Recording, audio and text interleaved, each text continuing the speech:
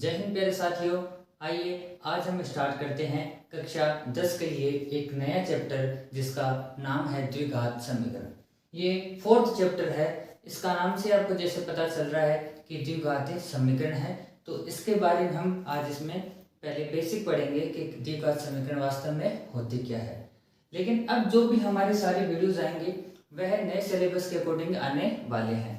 तो इसमें 2023-24 यानी 24 में एग्जाम जो होने वाला है उसमें जो जो पार्ट आएगा बस हम वही अभी पढ़ेंगे। जो एक्स्ट्रा यानी जो पुरानी वाली किताबों में जो एक्स्ट्रा भाग है वो हमें नहीं पढ़ने वाले हैं। तो हमने अभी जैसे चैप्टर 2 पढ़ा था बहुपद, द्विघाती बहुपद, तो उसके जैसे ही कुछ मिलता हुआ है। तो हम पहले क्या करते हैं, दोनों में कुछ सिमिलरिटी है वो समझ लेते हैं। द्विघात बहुपद का जो व्यापक रूप होता है वो होता है ax² + bx + c। ये यहाँ पे जो चर है वो x है। अब देखो जो चर की अधिकतम घात कितनी है, 2 है, इसलिए हमको क्या कहते हैं, इसको द्विघात बहुपद कहते हैं। अगर इसी के बराबर में हम 0 लगा देते हैं तो वो बन जाती है द्विघात समीकरण। और इसमें एबीसी क्या है, देखो x² का जो गुणांक है उसको हम a कहते हैं, x का जो गुणांक है उसको हम b कहते हैं, और जो अचर पद होता है वो क्या होता है c। तो यहाँ पे जो abc है वह क्या है, वास्तविक संख्या है। और एक किसके बराबर नहीं होना चाहिए, 0 के बराबर, क्योंकि अगर ये 0 बराबर हो जाएगा तो जो घात अधिकतम घात 2 है वह नहीं रहेगी, तो ये द्विघात बहुपद और ये द्विघात समीकरण नहीं बन पाएगी। क्योंकि जैसे नाम से आपको पता चलता है कि द्विघात है, इसका मतलब इस बहुपद में जो अधिकतम घात है वो कितनी होनी चाहिए, 2 होनी चाहिए, किसकी, चर की। तो ये दोनों में क्या है, सिमिलरिटी है। ये चैप्टर 2 जो द्विघात बहुपद था उसमें हमने पढ़ा था। अब इसमें जो हम x के जो मान निकालते हैं, देखो कैसे पता चलेगा कि यहाँ पे x के कितने मान आएंगे अधिकतम जो इस समीकरण को संतुष्ट करते हैं। तो इसमें 2 मान आएंगे, जो चर होता है उसके अधिकतम घात होती है, उससे हमें पता चल जाता है। तो इसमें तो हम कहते हैं शून्यांक, x के जो मान जो इसको संतुष्ट करते हैं उसको तो हम कहते हैं शून्यांक, जिसको हम किससे रिप्रेजेंट करते हैं, अल्फा व बीटा से। और जब द्विघात समीकरण की बात आएगी तो उसको हम क्या कहेंगे, मूल कहेंगे। जबकि वास्तव में शून्यांक और मूल दोनों क्या होती है, एक ही चीज होती है। तो ये द्विघात बहुपद और द्विघात समीकरण में दोनों में क्या होती है, समानताएं होती है। अब ज्यादा कुछ फर्क नहीं है, बस इसमें क्या करना है, बराबर में क्या रख दो, 0 रख दो। अब इसको सॉल्व करने के लिए गुणनखंड विधि हमने चैप्टर 2 में बहुपद था जिसका नाम, उसमें हमने पहले पढ़ रखा है। अब इसके जो x के जो 2 मान आते हैं उनको हम क्या कहते हैं, मूल कहते हैं, जिनको किससे रिप्रेजेंट करते हैं, अल्फा व बीटा से। अब यहाँ पे आप देख पा रहे हो a b c, ये जो गुणांक है अगर इसको हम ऐसे लिखते हैं b² - 4ac, इसको कहते हैं विविक्तिकर। ये अक्सर 1 नंबर का क्वेश्चन पूछा जाता है कि निम्न द्विघात समीकरण का विविक्तिकर ज्ञात कीजिए। तो स्टूडेंट को अक्सर क्या पता नहीं होता है, अगर डिटेल में नहीं पढ़ते हैं तो नहीं पता होता है, तो 1 नंबर उनका जो है वह मिस हो जाता है। इसको कहते हैं विविक्तिकर, यानी b² - 4ac को क्या कहते हैं, विविक्तिकर कहते हैं। अब इसके जो 2 मान आते हैं x के, यानी इसके जो मूल आते हैं, कैसे पता चलते हैं, यानी समीकरण को जो बिना सरल किए हुए हम कैसे बता सकते हैं कि इसके मूल दोनों बराबर होंगे या फिर इसके दोनों मूल अलग अलग होंगे या काल्पनिक होंगे। तो उसके लिए 3 कंडीशन होती है। यानी अगर इस b² - 4ac का मान बड़ा हो जाता है किससे, 0 से, यानी b² - 4ac is greater than 0। 0 से बड़ा होने का मतलब प्लस की संख्या सारी 0 से क्या होती है, बड़ी होती है। तो मूल वास्तविक है और भिन्न है। भिन्न का मतलब जैसे x का मान 1 2 आ गया, एक क्या आ गया, 3 आ गया। तो हम क्या कर सकते हैं, कोई भी हमारे पास जो द्विघात समीकरण होती है उसका विविक्तिकर अगर निकालते हैं, यानी b² - 4ac का मान हम ज्ञात करते हैं, तो हमारे पास ये पता चल जाएगा कि इसके जो 2 मूल है वह वास्तविक होंगे, भिन्न होंगे, दोनों बराबर होंगे। अब एक चीज ध्यान रखना है कि जो द्विघात बहुपद हमने पढ़ा था उसमें हम क्या नाम यूज कर रहे थे, शून्यांक। अब इसमें हमें क्या नाम यूज करना है, मूल्य ज्ञात करना है, जबकि होती क्या है, दोनों वास्तव में चीजें दोनों एक ही होती है। तो यदि b² - 4ac का मान बराबर होता है किसके, 0 के, यानी इसको अगर सरल करते हैं हम, यहाँ से a b और c का मान लेके इसको अगर सरल करते हैं तो उसका मान अगर 0 आता है तो मूल क्या होते हैं, वास्तविक तो होते हैं, साथ में बराबर होते हैं। यानी यहाँ से जो x के दोनों वैल्यूज आने वाली वो क्या आने वाली है, बराबर आने वाली है। यानी x का मान जैसे 5 आ रहा है तो दूसरी बार भी क्या आएगा, 5 आएगा। थर्ड कंडीशन है यदि b square minus 4ac is less than 0, less than का मतलब हो गया छोटा है किससे, 0 से, और हम जानते हैं कि 0 से छोटी कौन सी संख्या होती है, माइनस वाली संख्याएं होती है, तो उसके जो मूल है वो क्या हो जाएंगे, काल्पनिक हो जाएंगे। तो इस अब हम चल करते हैं प्रश्नावली 4.1। इसमें हमें जांच करनी है कि क्या निम्न द्विघात समीकरण है, यानी ये स्पष्ट रूप से नहीं दे रखा है कि ये द्विघात समीकरण है या नहीं है। हमें क्या करना होगा, इनको सॉल्व करना है और सभी पदों को एक तरफ लेना है और ये देखना है कि इसमें जो भी यानी हमारे पास समीकरण बनती है उसमें चर की अधिकतम घात कितनी होनी चाहिए, 2 होनी चाहिए। जैसे एक्स स्क्वायर में आना चाहिए, ना तो एक्स घात 3 होनी चाहिए, ना ही एक्स की पावर 2 से कम होनी चाहिए। अगर ऐसा नहीं होता है तो ये द्विघात समीकरण नहीं होगी। तो आइए हम स्टार्ट करते हैं पहले क्वेश्चन से। अब इसमें दोनों पक्ष दे रखे हैं तो हम क्या करेंगे, दोनों पक्षों को सॉल्व करेंगे और सारे के सारे पदों को एक तरफ ले लेंगे। देखो ये बन रहा है a प्लस बी का होल स्क्वायर, तो क्या सूत्र होता है, a स्क्वायर यानी इसका स्क्वायर प्लस बी स्क्वायर, ये b है तो a का स्क्वायर क्या होता है 1 प्लस 2ab, तो 2a ये हो गया और ये हो गया b। ये बेसिक फॉर्मूले है, कक्षा 8 से पढ़ते आ रहे हैं, तो ये चीजें आपको आनी चाहिए, अन्यथा इन सवालों में भी छोटी छोटी में दिक्कतें हो सकती है। अब इसको सॉल्व करेंगे। 2 इस ब्रैकेट के बाहर है, हम जानते हैं कि ब्रैकेट के बाहर जो भी संख्या होती है वह ब्रैकेट के अंदर वाली प्रत्येक संख्या से गुणा होती है। तो 2 को पहले x से गुणा करेंगे तो क्या आ जाएगा 2x, और 2 को करेंगे माइनस के 3 से, तो प्लस और माइनस क्या बनता है माइनस, 3 को 2 से गुणा किया तो कितना गया 6। अब क्या करेंगे, इधर थोड़ा सॉल्व करते हैं, एक्स स्क्वायर प्लस 1, देखो उसको गुणा कर देंगे तो क्या बन जाएगा, ये 2x बन जाएगा बराबर में 2x माइनस 6। अब हम क्या करते हैं, सभी पदों को एक तरफ ले लेते हैं। इधर क्या रहा एक्स स्क्वायर प्लस, अब इसको लेते हैं 2x, ये 2x है प्लस का, इधर ले जाएंगे तो किसमें आ जाएगा माइनस का 2x, ये 1 है प्लस का, ये माइनस का 6 है, उधर लेके जाएंगे तो क्या आ जाएगा प्लस का 6, और इधर क्या रह जाएगा सिर्फ 0 बच गया। ये हमने क्या किया है कि इसको सॉल्व करके सभी पदों को एक तरफ कर लिया है। अब देखो ये विपरीत चिन्ह वाली एक जैसी संख्या आपस में कट जाएगी, तो क्या बच जाता है यहाँ से एक्स स्क्वायर और प्लस में 6 और ये कितना गया 7, तो हम लिख सकते हैं बराबर में 0। अब आप देखो कि ये जो बहुपद बन रहा है इसमें चर की अधिकतम घात कितनी आ रही है, 2 आ रही है, तो हम कह सकते हैं कि ये क्या है द्विघात समीकरण है। तो हम लिख देंगे द्विघात समीकरण है। ना तो चर की घात 3 बननी चाहिए यानी 2 से ज्यादा बननी चाहिए, और ना ही 2 से कम बननी चाहिए। इसी प्रकार हम ये पहले का दूसरा क्वेश्चन सॉल्व करते हैं। देखो ये पहले से सॉल्व हुआ है तो इसको हम ऐसा का ऐसा लिख देंगे। अब हमें क्या करना है, ये -2 ब्रैकेट के बाहर है, इसको इन दोनों संख्याओं से यानी ब्रैकेट के अंदर वाली संख्याओं से गुणा करना है। तो -2 को जब 3 से गुणा करेंगे तो माइनस का क्या बन जाएगा 6। अब -2 को माइनस से x से गुणा करेंगे तो माइनस और माइनस गुणा के क्या बन जाएंगे प्लस, 2 को x से गुणा किया तो बना 2x। अब वही चीज इनको एक तरफ ले लेते हैं, तो एक्स स्क्वायर ये है माइनस का 2x। हम जानते हैं कि प्लस वाली संख्या जब दूसरे पक्ष में जाती है तो वो माइनस में बदल जाती है और माइनस वाली प्लस में बदल जाती है। ये प्लस का 2x है, इधर के बन जाएगा माइनस का 2x, ये माइनस का 6 इधर के बन जाएगा प्लस का 6, और इधर क्या रह जाएगा 0 रह जाएगा। एक्स स्क्वायर ये माइनस माइनस की संख्या जुड़ जाएगी और क्या जाएगा उत्तर माइनस में, जैसे प्लस प्लस के जुड़ के प्लस आता है वैसे ही माइनस माइनस के जुड़ के क्या आ जाएगा माइनस आ जाएगा। तो 2x और 2x कितने आ गए 4x, और प्लस में क्या आ गया 6।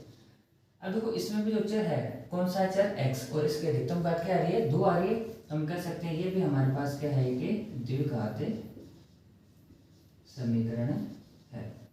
अब सॉल्व करते हैं पहले का ही तीसरा क्वेश्चन। ये सेम जैसे हमने पहला और दूसरा किया था ना उसी टाइप का क्वेश्चन है।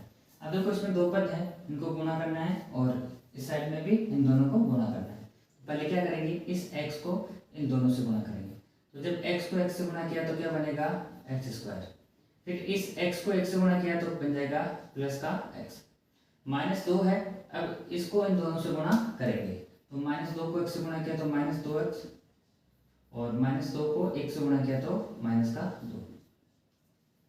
अब सेम इसी इधर गुणा करना है, x को x से गुणा किया तो क्या आ जाएगा x² और x को 3 से गुणा किया तो 3x, -1 को x से गुणा किया तो -x, और -1 को हमने 3 से गुणा किया तो माइनस का क्या आ जाएगा 3 आ जाएगा। अब देखो क्या करना है, x² से x² कट जाएगा। क्यों कटेगा? तो ये भी प्लस का है, ये भी प्लस का है, लेकिन ध्यान रखना बीच में बराबर का निशान होता है।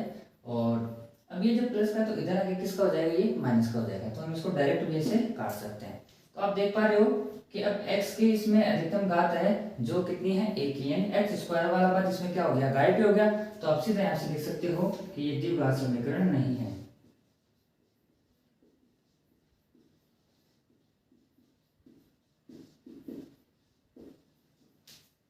क्यों? क्योंकि द्विघात समीकरण उसी को कहते हैं जिसमें चर की अधिकतम घात कितनी है, 2। लेकिन हम देख पा रहे हैं यहाँ से तो ये दोनों है जो गायब हो चुके हैं।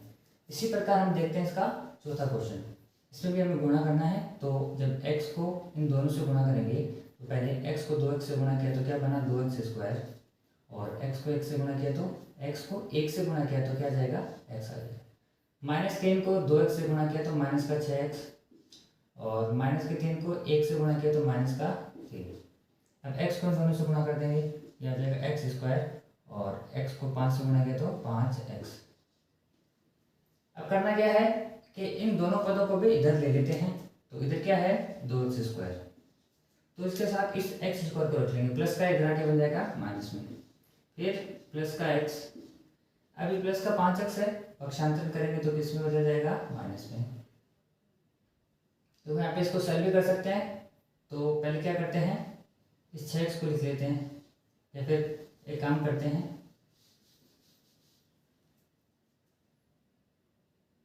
अब क्या करना है कि इसको थोड़ा सरल करना है। तो 2x², देखो x में से 6x जा सकते हैं क्या, नहीं जा सकते, यानी घट नहीं सकता है इसमें। तो छोटी संख्या में से जब कभी भी बड़ी संख्या घटाई जाती है तो संख्या हमेशा माइनस की आती है। तो x में से 6x नहीं घट सकता, तो 6x में से x घटा तो कितना रहेगा 5x -3 बराबर x² प्लस 5x। अब क्या करेंगे, इनको इधर ही ट्रांसफर कर देते हैं, पक्षांतरण कर देते हैं। प्लस का x² इधर आते ही माइनस का, ये माइनस का 5x है, ये प्लस का 5x, पक्षांतरण कर देंगे इधर तो ये भी किस में बदल जाएगा माइनस में, और ये है -3, और बराबर में क्या बचा है 0। 2x² में से x² गया तो हमारे पास बचता है x²। देखो माइनस की संख्या है दोनों जुड़ जाएगी, तो माइनस का 5 और 5 कितना हो गया 10x, और माइनस का आ गया 3। अब इसमें देख पा रहे हैं कि चर है x और उसकी अधिकतम घात कितनी आ रही है, 2 आ रही है। इसका मतलब ये क्या है, हमारे पास एक द्विघात समीकरण है। तो अब सॉल्व करते हैं पांचवा क्वेश्चन। इसमें भी जैसे हमने पीछे क्वेश्चन कर रखे हैं, पहला दूसरा तीसरा चौथा, उसी के अकॉर्डिंग करना है। पहले इन दोनों को गुणा करना है, इधर इन दोनों को गुणा करना है, फिर सारे के सारे पदों को एक तरफ लेंगे। तो पहले क्या करते हैं, 2x को इन दोनों से गुणा करेंगे। तो 2x को x से गुणा किया तो बनता है 2x², और 2x को -3 से गुणा करेंगे तो -6x, फिर -1 को करेंगे इन दोनों से गुणा तो -x, और माइनस गुणा के बन जाएगा प्लस, 1 को 3 से गुणा किया तो 3। अब पहले x को इनसे गुणा करेंगे तो यह आ जाएगा x² और -x, फिर 5 को करेंगे x से तो 5x, और 5 को 1 से गुणा करेंगे तो -5। अब देखो मैंने भी आपको बताया था बराबर में है ये दोनों और सेम चिन्ह है इनके, एक ही प्रकार के इनके सिंबल है। अब ये माइनस का है तो इधर जाके क्या बन जाएगा प्लस का बन जाएगा, तो ये माइनस और प्लस का हो जाएगा कैंसिल। आप इनको ऐसे भी दोनों साइड में भी यानी अलग अलग साइडों में भी काट सकते हो। अब हमें क्या करना है कि 2x², इस प्लस के x² को उधर ले जाते हैं तो बनता है माइनस का x², फिर ये आ गया माइनस का 6x, और इधर 5x प्लस का है, उधर पक्षांतरण करेंगे तो किसमें बन जाएगा माइनस में। ये प्लस का 3 है, माइनस का 5 उधर ले गए तो प्लस का 5, और इधर रह जाता है हमारे पास 0।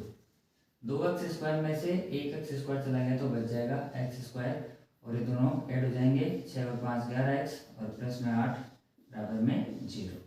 अब इसमें क्या है, जो अधिकतम घात कितनी आ रही है, 2 आ रही है। इसका मतलब हम कह सकते हैं कि ये हमारे पास एक द्विघात समीकरण है। बड़े ही आसान से क्वेश्चन है और सभी के सभी पहले क्वेश्चन में जितने भी क्वेश्चन है सारे एक ही टाइप के क्वेश्चन है। अब तो इधर क्या देख रहे हैं हम कि जो LHS है अपना ये लेफ्ट हैंड साइड है, इसमें पहले से ही सॉल्व किया हुआ है। हमें तो बस क्या करना है, राइट हैंड साइड को सॉल्व करना है। तो हम देख पा रहे हैं ये बन रहा है a माइनस बी का होल स्क्वायर। तो क्या सूत्र होता है, a स्क्वायर प्लस बी का स्क्वायर यानी 2 का स्क्वायर कितना हो जाएगा, 4। अब माइनस है तो माइनस लगाओ, 2ab तो 2a का मतलब x और b का मतलब क्या हो गया, 2। अब देखो x स्क्वायर से x स्क्वायर कट गया। अब ना यहाँ पे भी स्क्वायर नहीं बन रहा और इधर भी स्क्वायर नहीं बन रहा है। इसका मतलब इसमें हमारे पास जो स्क्वायर वाली जो है जो पद नहीं बचेगा, तो हम कह सकते हैं कि ये द्विघात समीकरण नहीं है।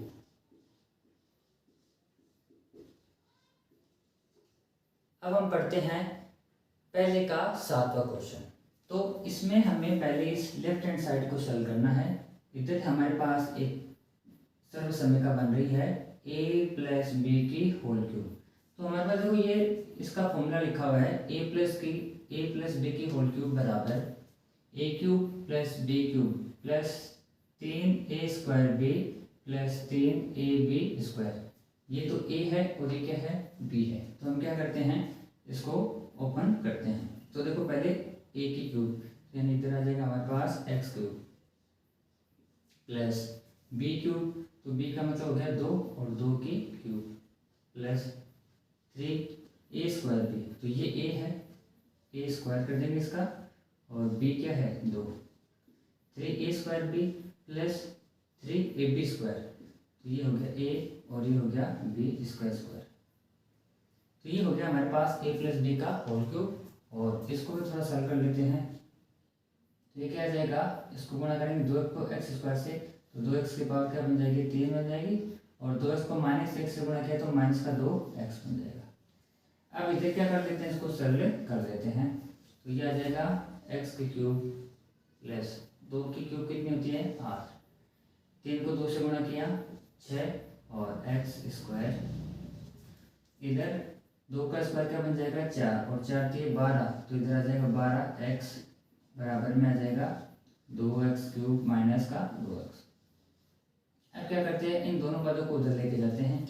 ये आ जाएगा x क्यूब प्लस का है, पक्षांतरण किया तो माइनस बन जाएगा, 2x की पावर क्या बन जाएगी 3।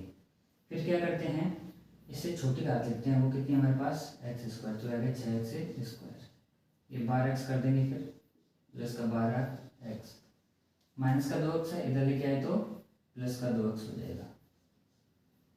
और इधर क्या रह गया, फिर 8 प्लस में रह गया हमारे पास, बराबर में क्या आ गया 0। अब देखो x cube minus 2x cube ये आपस में कट तो नहीं रहे पूरे, यानी यहाँ पे कुछ ना कुछ x की पावर 3 वाला पद बचने वाला है। तो अब यहाँ से एक चीज निश्चित हो जाती है कि ये हमारे पास है द्विघात समीकरण नहीं है। क्यों, क्योंकि इसमें जो चर है उसकी अधिकतम घात कितनी है, 3 आ रही है, जबकि हम जानते हैं कि द्विघात समीकरण की अधिकतम घात कितनी आती है, 2 आती है। इसी प्रकार हम इसको सरल करेंगे। इधर ऐसा कैसा लिख देंगे, क्योंकि इधर से पहले से सरल किया हुआ है। अब इधर हमें लगाना है a माइनस बी की होल क्यूब। तो सूत्र होता है a cube minus b cube minus 3a square b plus 3ab square. तो ये a है और ये क्या है b, तो a cube minus b cube minus 3a square b plus 3ab square.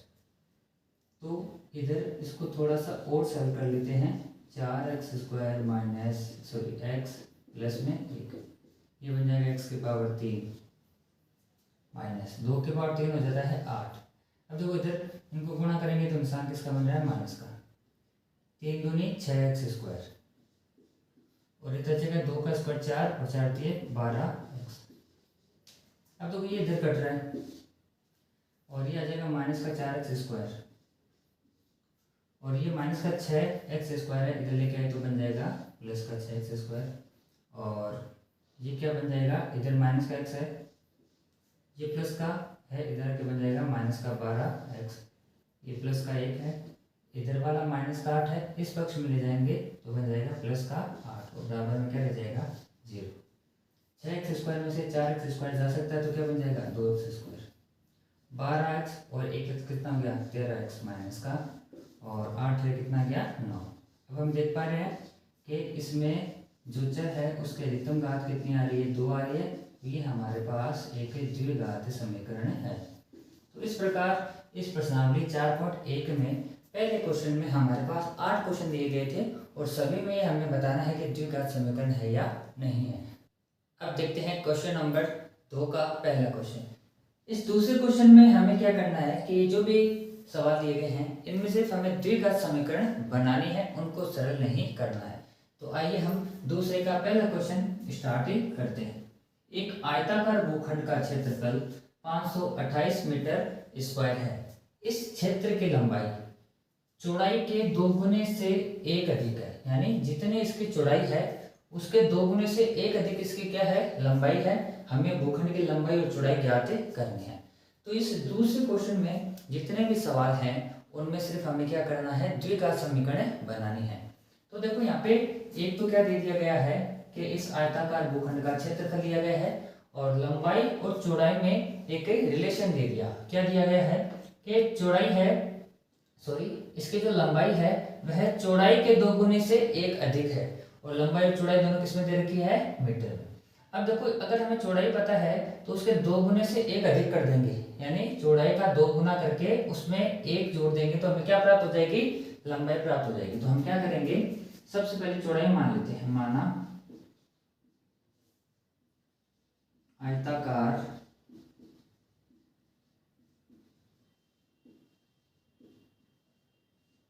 भूखंड की चौड़ाई मान लेंगे, चौड़ाई x मीटर हमने मान लिया। क्यों? क्योंकि यहाँ पे स्पष्ट कर रखा है कि इस क्षेत्र की जो लंबाई है वह चौड़ाई के 2 गुने से 1 अधिक है, यानी चौड़ाई का 2 गुना कर देंगे और 1 अधिक का मतलब है 1 जोड़ देंगे। तो अगर इसकी चौड़ाई x मीटर है तो लंबाई क्या बन जाएगी इस चौड़ाई का 2 गुना 2x और 1 अधिक का मतलब उसमें 1 जोड़ देंगे। तो ये हमारे पास क्या बन गई इसकी लंबाई बन गई। अब हमें दे रखा है इसका क्षेत्रफल। हम जानते हैं आयत का क्षेत्रफल कैसे आता है लंबाई गुना चौड़ाई। तो ये जो मान आया गया है इसके क्षेत्रफल का वह लंबाई और चौड़ाई को गुणा करने पर आया है। तो हम क्या करेंगे यहाँ पे लिखेंगे प्रश्नानुसार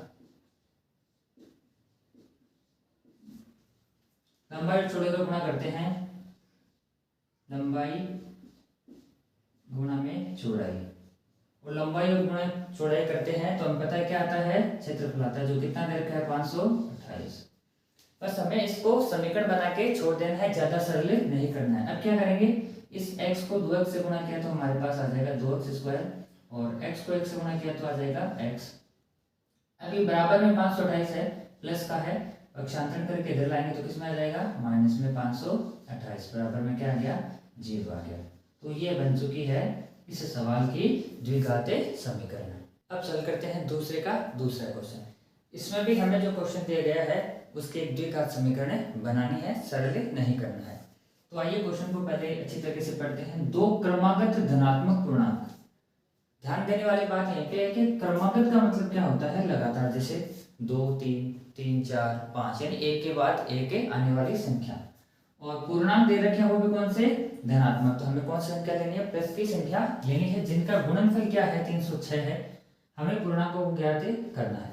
देखो जैसे मान लो एक संख्या 3 आ गई तो इसके आगे वाली संख्या कितनी आएगी 4 आएगी, जो कितना जोड़ नहीं पाएगी इसमें 1 जोड़ नहीं पाएगी। हमने मान लिया कोई संख्या पहली संख्या 5 है तो इसके आगे वाली संख्या कितनी आएगी इसमें 1 जोड़ने पर आएगी। तो हम क्या करते हैं 2 पूर्णांक हमें लेने हैं। तो हम मान लेते हैं कि माना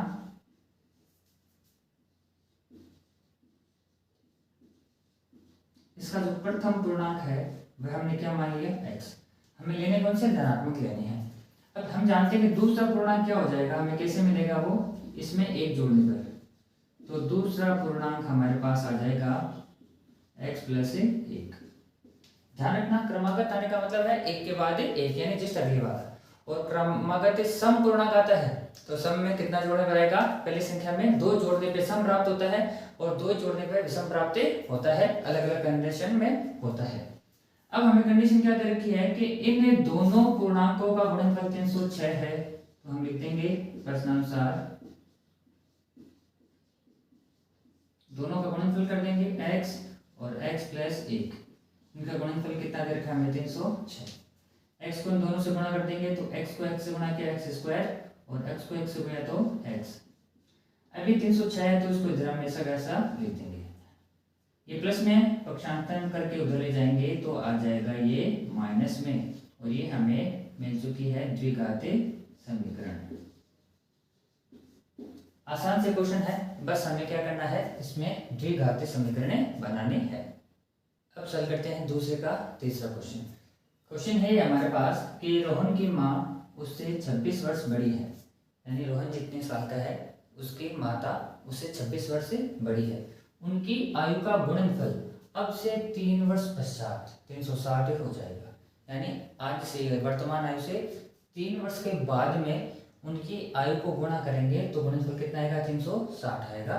और हमें रोज की वर्तमान आयु ज्ञात करनी है, लेकिन आपको ध्यान में रखना है सिर्फ इस दूसरे क्वेश्चन में जितने भी सवाल आ रहे हैं सब में हमें द्विघात समीकरण बनानी है। तो एक बार ध्यान रखना कि आयु वाले जितने भी क्वेश्चन आते हैं सारे के सारे वर्तमान आयु पर निर्भर करते हैं।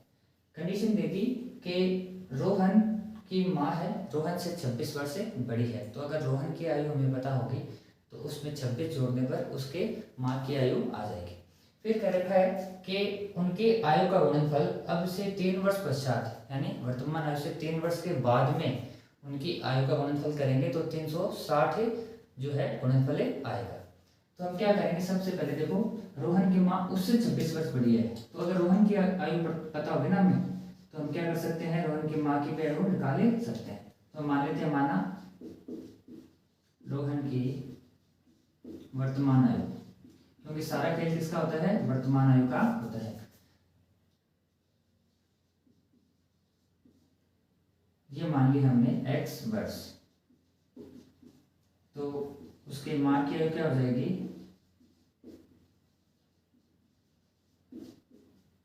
x plus 26। क्यों, क्योंकि रोहन से कितने वर्ष बड़ी है, 26 वर्ष बड़ी।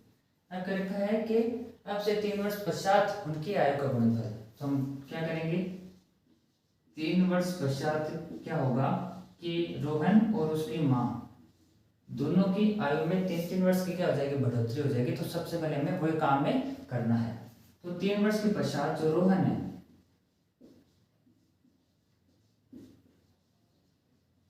रोहन की आयु कितनी हो जाएगी, आज रोहन की आयु x वर्ष है, तो 3 वर्ष के बाद में ये 3 वर्ष और बड़ा हो जाएगा, यानी x प्लस 3 वर्ष से रोहन की आयु हो जाएगी। अब फिर उसकी माँ की आयु,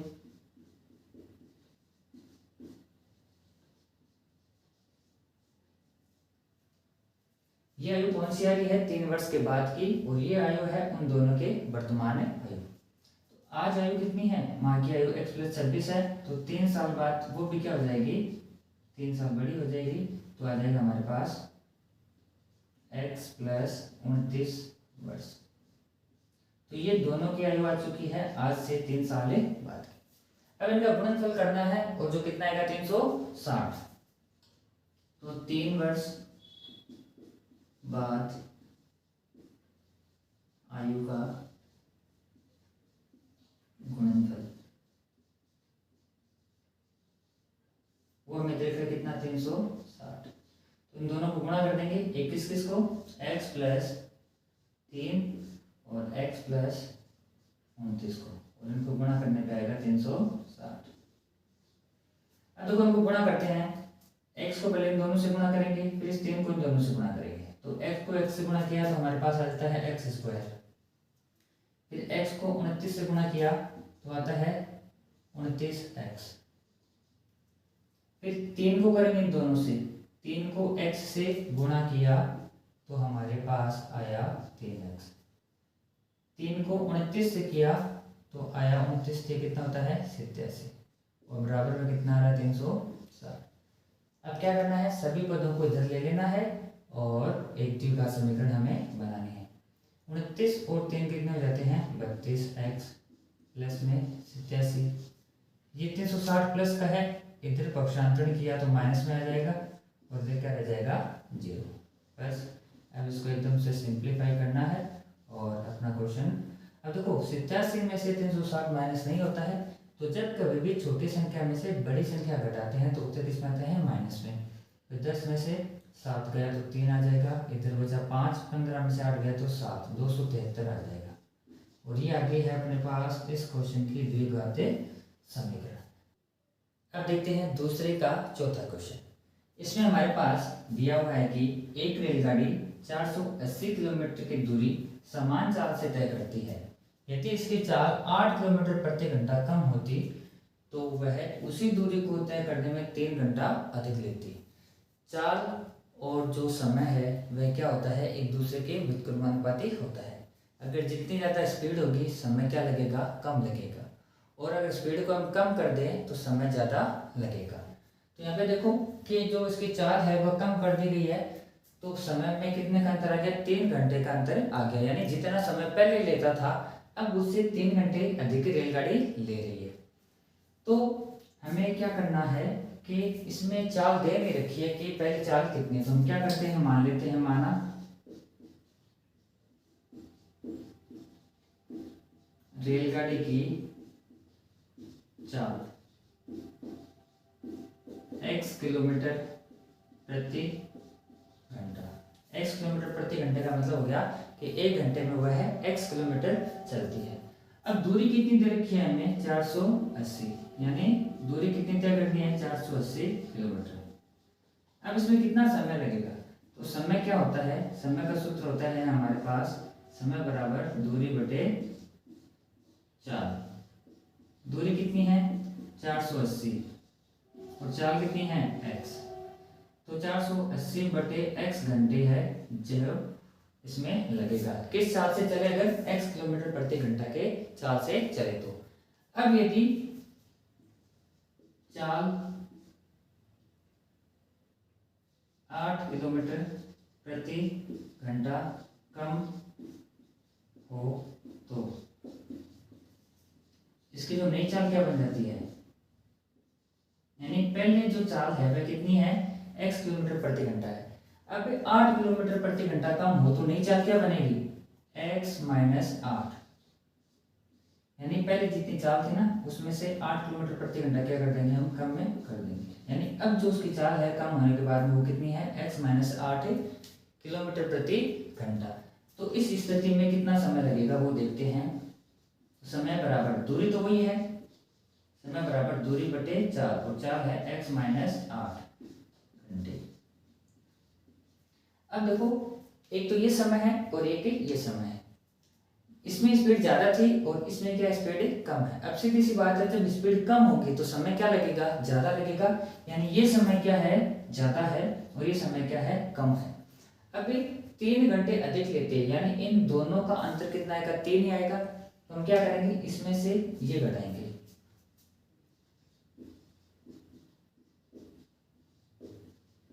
यानी ज्यादा समय कौन सा है ये, क्योंकि चाल होगी कम तो समय क्या लगेगा, ज्यादा लगेगा। तो इसमें से ये घटा देंगे तो इधर आ जाएगा हमारे पास 480 बटे x माइनस 8 माइनस 480 बटे x बराबर कितने 3। अब इसको एलसीएम लेके सॉल्व करना है। देखो ये हर में दोनों में अलग अलग संख्याएं हैं, तो इधर लघुत्तम इनका क्या आ जाएगा, ये आ जाएगा x माइनस 8 और x।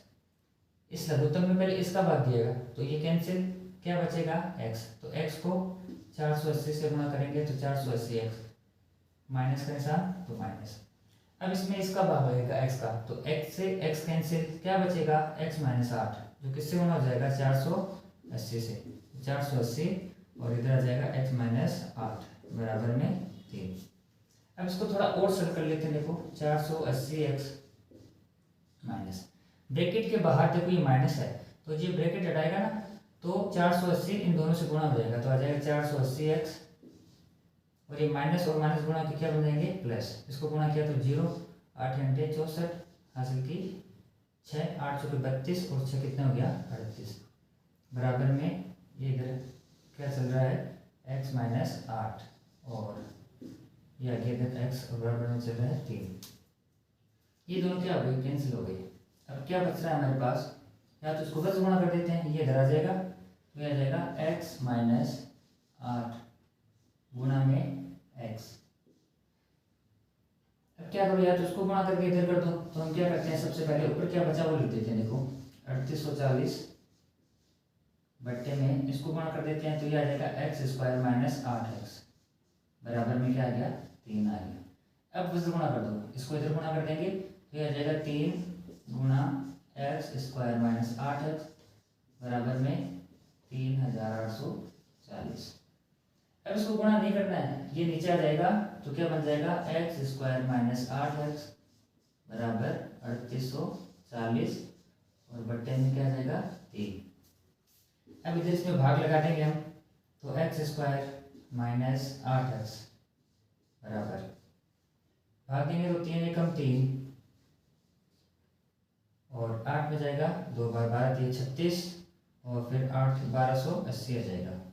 तो इसको इधर लेके आएंगे, x square minus 8x minus 1280 बराबर 0। तो ये बन चुकी है इस सवाल की एक द्विघातीय समीकरण है। तो इस दूसरे क्वेश्चन में जितने भी क्वेश्चन थे हमें सब के अंदर क्या करने थी, द्विघात समीकरण ज्ञात करने थे। अब हम स्टार्ट करते हैं एक्सरसाइज 4.2 का पहला क्वेश्चन।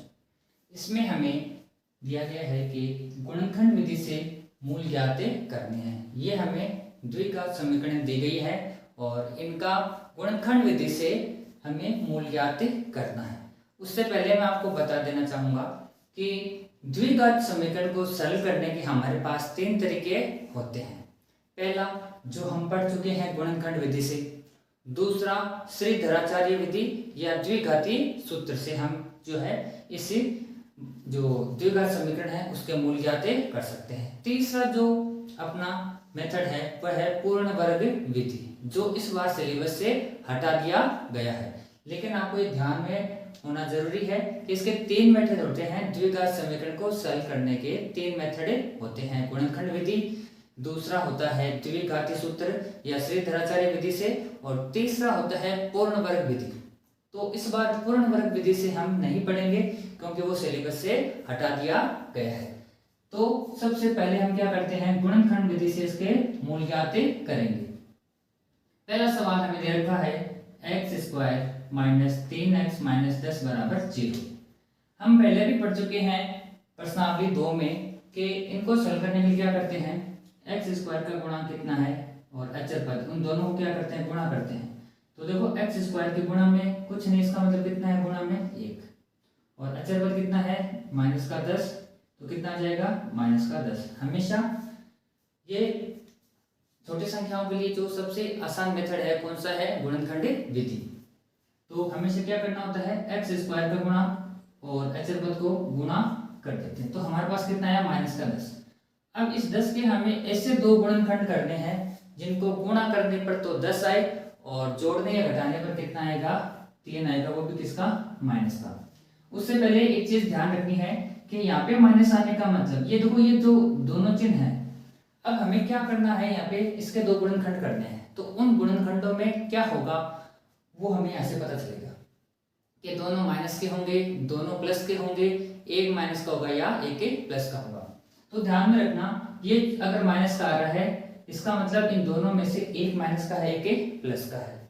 और यहाँ पे प्लस आ रहा है तो दोनों माइनस के हैं या फिर दोनों किसके होंगे, प्लस के होंगे।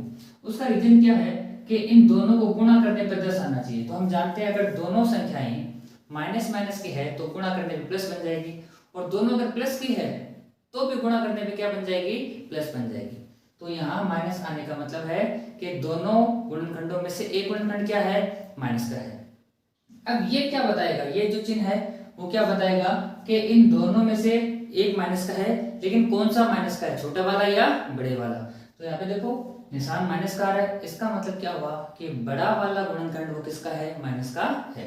तो सबसे पहले क्या करते हैं, 10 के गुणनखंड करते हैं। तो क्या होता है, देखो 10 से कम 10, लेकिन 10 में से 1 घटाते हैं तो 9 आता है और 1 जोड़ते हैं तो 11 आता है। फिर 5 दूनी 10। अब देखो 5 में से 2 घटाएंगे तो कितना आएगा, 3 आएगा। लेकिन 5 में से 2 घट जा रहे हैं, ठीक है, तो किसका आएगा प्लस का 3, जबकि हमें चाहिए किसका माइनस का। इसका मतलब बड़ी संख्या माइनस की और छोटी संख्या किसकी आएगी प्लस की। तो हमें इसके दो गुणनखंड मिल गए हैं, माइनस का 5 और प्लस का 2। अब हमें क्या करना है, वो किसकी जगह रखना है, इस 3x की जगह रखना है और साथ में क्या लगाते हुए x लगाते हुए। तो माइनस का 5x प्लस 2x माइनस का 10 बराबर 0। अब क्या करना है, पहले दो पदों में से कॉमन ले लीजिए और दूसरे वाले दोनों पदों में से कॉमन लेना है। इनमें देखो क्या कॉमन आ रहा है, x कॉमन आ रहा है, तो यहाँ पे क्या बचा x माइनस 5। यहाँ पे जो निशान है वही कॉमन आता है, हमेशा ध्यान रखना। अब देखो इन दोनों में किसका भाग जा रहा है, इसमें x नहीं है, यहाँ पर तो दोनों में x था इसलिए x कॉमन आ गया, और यहाँ पे दोनों में x नहीं है तो दोनों में किसका भाग जा रहा है 2 का। तो यहाँ पे क्या रहेगा x माइनस 5 बराबर में क्या जाएगा 0। एक बात ध्यान रखना है, ब्रैकेट में दोनों में सेम संख्या बनेगी। अब इसमें भी x माइनस 5 है और इसमें भी x माइनस 5 है, इसका मतलब दोनों में से क्या जाएगा x माइनस 5 कॉमन आ जाएगा, और यहाँ पे क्या बचा x प्लस 2 बराबर 0। अब दो संख्याएं मान लो ये गुणा होकर 0 आ रही है, कब संभव है ऐसा, या तो ये 0 है और या फिर ये 0। तो हम क्या करेंगे, एक एक करके इनको 0 के बराबर रखते हैं। यदि x माइनस 5 बराबर 0 तो यहाँ से x का मान निकल के आ जाएगा, ये माइनस का 5 है, इधर आते किसका बन जाएगा प्लस का। एक तो आ गया हमारे पास इसका मूल x बराबर 5। दूसरा, यदि x प्लस 2 बराबर 0, अब इस प्लस को इधर लेके आएंगे तो ये माइनस में बन जाएगा, x बराबर माइनस का 2। तो हमारे पास इसके दोनों मूल आ गए हैं, और हम जानते हैं मूलों को किससे रिप्रेजेंट करते हैं, अल्फा व बीटा से। तो आप किसी को भी अल्फा मान सकते हो, किसी को भी बीटा मान सकते हो। तो हमारे पास इस द्विघात समीकरण के मूल आ गए हैं 5 और माइनस का 2। अब सारे के सारे इसमें क्वेश्चन इसी प्रकार के हैं। तो आइए चलते हैं दूसरे क्वेश्चन की तरफ। सेम वही तरीका करना है, क्या करना है, एक्स स्क्वायर का गुणा और अचर पद इन दोनों को गुणा करना है। तो 2 गुणा माइनस का 6 कितना आएगा, माइनस का 12। अब 12 कैसे दो गुणनखंड में करने हैं कि गुणा करने पे तो 12 आए और जोड़ने घटाने पे कितना है, एक वो भी किसका प्लस का। अब देखो एक चीज आपको बताऊंगा कि यहाँ पे एक आ रहा है, एक आने का मतलब क्या हो गया कि इस संख्या के जो भी गुणनखंड होंगे ना वो कर्मागत हो गए। कर्मागत का मतलब उनका अंतर कितना होगा, एक ही होगा। तो ऐसी कौन सी संख्याएं हैं जो कर्मागत है और उनको गुणा करने में 12 आता है, वो कौन सी हो गई, 4 और 3। क्योंकि 4 में से 3 घटाएंगे तो क्या आएगा, 1 आएगा। तो यहाँ पे जब कभी भी आपके पास 1 दिखाई दे गुणांक तो हमेशा आप समझ लेना कि वो संख्या क्या है, कर्मागत है। अब यहाँ पे प्लस का आ रहा है, इसका मतलब बड़ी वाली संख्या प्लस की होगी। तो 4 में से 3 का 1 बचेगा और 4 3 कितना आ जाएगा, माइनस का 12 आ जाएगा। तो अब क्या करेंगे, x की जगह क्या लिख देंगे, ये लिख देंगे प्लस में 4x माइनस 3x माइनस का 6 बराबर में 0। इन दोनों में से देखो 2 का भाग जा रहा है और साथ में x भी कॉमन आ जाएगा, तो इधर बचा x प्लस 2। अब देखो मैंने क्या बताया था, यहाँ पे जो निशान है ना वो क्या ले लो, कॉमन ले लो। इन दोनों में किसका भाग जा रहा है, 3 का, तो आ गया 3। माइनस 3 ऐसा कैसा कॉमन आया तो इधर क्या बचा x, ये बन गया प्लस का। ये माइनस कॉमन आ गया तो इधर भी क्या बन गया प्लस का। 6 में 3 का भाग दिया तो 2। अब देखो इधर और इधर दोनों में क्या आ रहा है, कॉमन आ रहा है x प्लस 2, और क्या बचा 2x माइनस 3 बराबर 0। अब जैसे पीछे किया था वैसे करना है। यदि x प्लस 2 बराबर 0 तो हम कह सकते हैं x बराबर कितना आ जाएगा, माइनस का 2। और यदि 2x माइनस 3 बराबर 0 तो इससे हमारे पास 2x बराबर कितना आ जाएगा 3। क्यों, माइनस का था, 0 की तरफ भेजा तो किसमें बदल गया, प्लस में। अब x बराबर आ जाएगा 3/2। तो हमारे पास x के 2 मान आ चुके हैं, एक तो x बराबर 3/2 और दूसरा माइनस का 2। अब देखते हैं क्वेश्चन नंबर पहले का तीसरा। इसमें देखो बस थोड़ा सा अंदर क्या आ गया कि यहाँ पे एक्स स्क्वायर का गुणांक अंडर रूट में है और अचर पद भी क्या है, अंडर रूट में है। तो इसके लिए प्रोसेस सेम रहेगी। तो क्या करना होगा, एक्स स्क्वायर का गुणांक अंडर रूट 2 और अचर पद है 5√2, इनको गुणा करना है। मैंने आपको पहले भी बताया है कि अंडर रूट वाली एक जैसी संख्याएं गुणा होने पर उनका अंडर रूट हट जाता है। तो अंडर रूट 2 को अंडर रूट 2 से गुणा करेंगे तो 2 आएगा, और 2 को 5 से गुणा किए तो कितना आ जाएगा 10। अब हमें क्या करना है कि 10 के ऐसे गुणनखंड लेने हैं जिनका गुणनफल तो प्लस का 10 आए और जोड़ने या घटाने पे क्या आए, प्लस का 7 आए। तो सीधी सी बात है कि अब इनके हम टुकड़े करेंगे, गुणनखंड क्या आएंगे, देखो 10 एकम 10 और 5 दूनी 10। 10 में से 1 घटाएंगे तो 9 आता है, 1 जोड़ेंगे तो 11 आता है, यानी ये तो नहीं होगा। अब ये हो सकता है 5 और 2 क्या होता है 7, दोनों प्लस के हैं, तो यहाँ पे भी जोड़ने पे क्या आ रहा है, प्लस का आ रहा है, और दोनों को गुणा करने पे भी प्लस का क्या आ रहा है, 10 आ रहा है। इसका मतलब क्या टुकड़ा हो जाएगा, देखो इसको यहाँ पे इसका ऐसा का ऐसा लिख देंगे, 7x की जगह लिखेंगे 5x प्लस 2x। आगे पीछे कैसे भी लिख सकते हैं, चाहे पहले 2 को लिख दो बाद में 5 को लिख दो, किसी भी तरीके से इनको लिख सकते हैं। अब हमें लिखना है 5 अंडर रूट 2 बराबर में क्या आ जाएगा 0। पहले 2 पदों में से क्या कॉमन आ रहा है, 2 कॉमन नहीं आ रहा है, x कॉमन आ रहा है, तो x यहाँ से हम क्या करते हैं कॉमन ले लेते हैं, तो इधर आ जाएगा अंडर रूट 2x प्लस यहाँ से x बाहर चला गया, 5 बचेगा। अब देखो जैसे अंडर रूट 2 और अंडर रूट 2 को गुणा करने में क्या बनता है, 2 बनता है, यानी अंडर रूट 2 गुणा अंडर रूट 2, तो क्या बनेगा 2। तो इस 2 की जगह हम ये भी लिख सकते हैं अंडर रूट 2 और अंडर रूट 2। तो देखो इसमें भी अंडर रूट 2 है और इसमें भी अंडर रूट 2 है, और यहाँ पे निशान किसका है, प्लस का। अब इस 2 को क्या लिख सकते हैं अंडर रूट 2 और अंडर रूट 2, इसमें भी क्या है अंडर रूट 2, तो दोनों में से क्या कॉमन आ रहा है, अंडर रूट 2 क्या आ गया कॉमन। अब देखो इसमें अंडर रूट 2 तो एक तो बाहर आ गया, अब ये जो अंडर रूट बचा वो आ जाएगा इधर अंदर, तो क्या बच जाएगा अंडर रूट 2x प्लस इधर अंडर रूट 2 बाहर आया, क्या बचेगा 5। अब देखो ब्रैकेट में दोनों में सेम संख्याएं बन रही है, इधर भी और इधर भी। चलो अब दोनों में से क्या करेंगे, ये जो सेम संख्याएं हैं वो कॉमन ले लेंगे, तो क्या आ जाएगा common under root 2x plus 5, और इधर क्या है x प्लस अंडर रूट 2 बराबर 0। अब या तो ये 0 के बराबर है या फिर ये 0 के बराबर है, तो हम क्या करते हैं एक एक करके दोनों को 0 के बराबर रखते हैं। यदि अंडर रूट 2x प्लस 5 बराबर 0, तो क्या आ जाएगा अंडर रूट 2x बराबर माइनस का 5 और x बराबर आ जाएगा माइनस का 5 बटे अंडर रूट 2। दूसरा, यदि x प्लस अंडर रूट 2 बराबर 0, तो यहाँ से x का मान आ जाएगा माइनस का अंडर रूट 2। तो ये आ चुके हैं इस द्विघात समीकरण के दोनों मूल। इसी प्रकार हम चलते हैं अगले क्वेश्चन की तरफ, पहले के चौथे के तरफ। अब देखो इसमें हम दो प्रकार से कर सकते हैं, या तो उसका लघुत्तम ले लेंगे, ठीक है, लघुत्तम नहीं लेंगे तो क्या करेंगे, यहाँ पे हर में देख रहे हैं कि सिर्फ क्या आ रहा है 8 आ रहा है, ठीक है, तो ये 8 है अपॉन में, तो इसको अगर 8 से मैं गुणा कर दूं, यानी 1/8 है, और इसको मैं अगर 8 से गुणा कर दूं तो 8 तो क्या नीचे से हट जाएगा। तो हमें क्या करना है कि ये हर में संख्या नहीं रखनी है, तो दोनों पक्षों में 8 से गुणा कर देंगे, तो ये आ गया 8 गुणा 2x²। एक चीज ध्यान रखना कि दोनों पक्षों को अगर 8 से गुणा करें तो सभी पद क्या हो जाएंगे 8 से गुणा हो जाएंगे। इसको भी गुणा कर देंगे तो क्या आ जाएगा 8x प्लस 8 गुणा 1/8, और ये आ जाएगा 0 गुणा 8। आप चाहे सीधा भी 0 लिख सकते हो, 8 दूनी 16 x² माइनस 8x, और ये 8 से 8 क्या हो गया कैंसिल, तो क्या बन गया 1, और बराबर में क्या आ जाएगा 0। तो अब ये प्रॉपर्ली द्विघात समीकरण के व्यापक रूप में आ चुकी है। अब तरीका वही है, गुणनखंड विधि से हल करेंगे, 16 को गुणा करेंगे 1 से, तो क्या आएगा 16 एकम 16 प्लस में आ रहा है।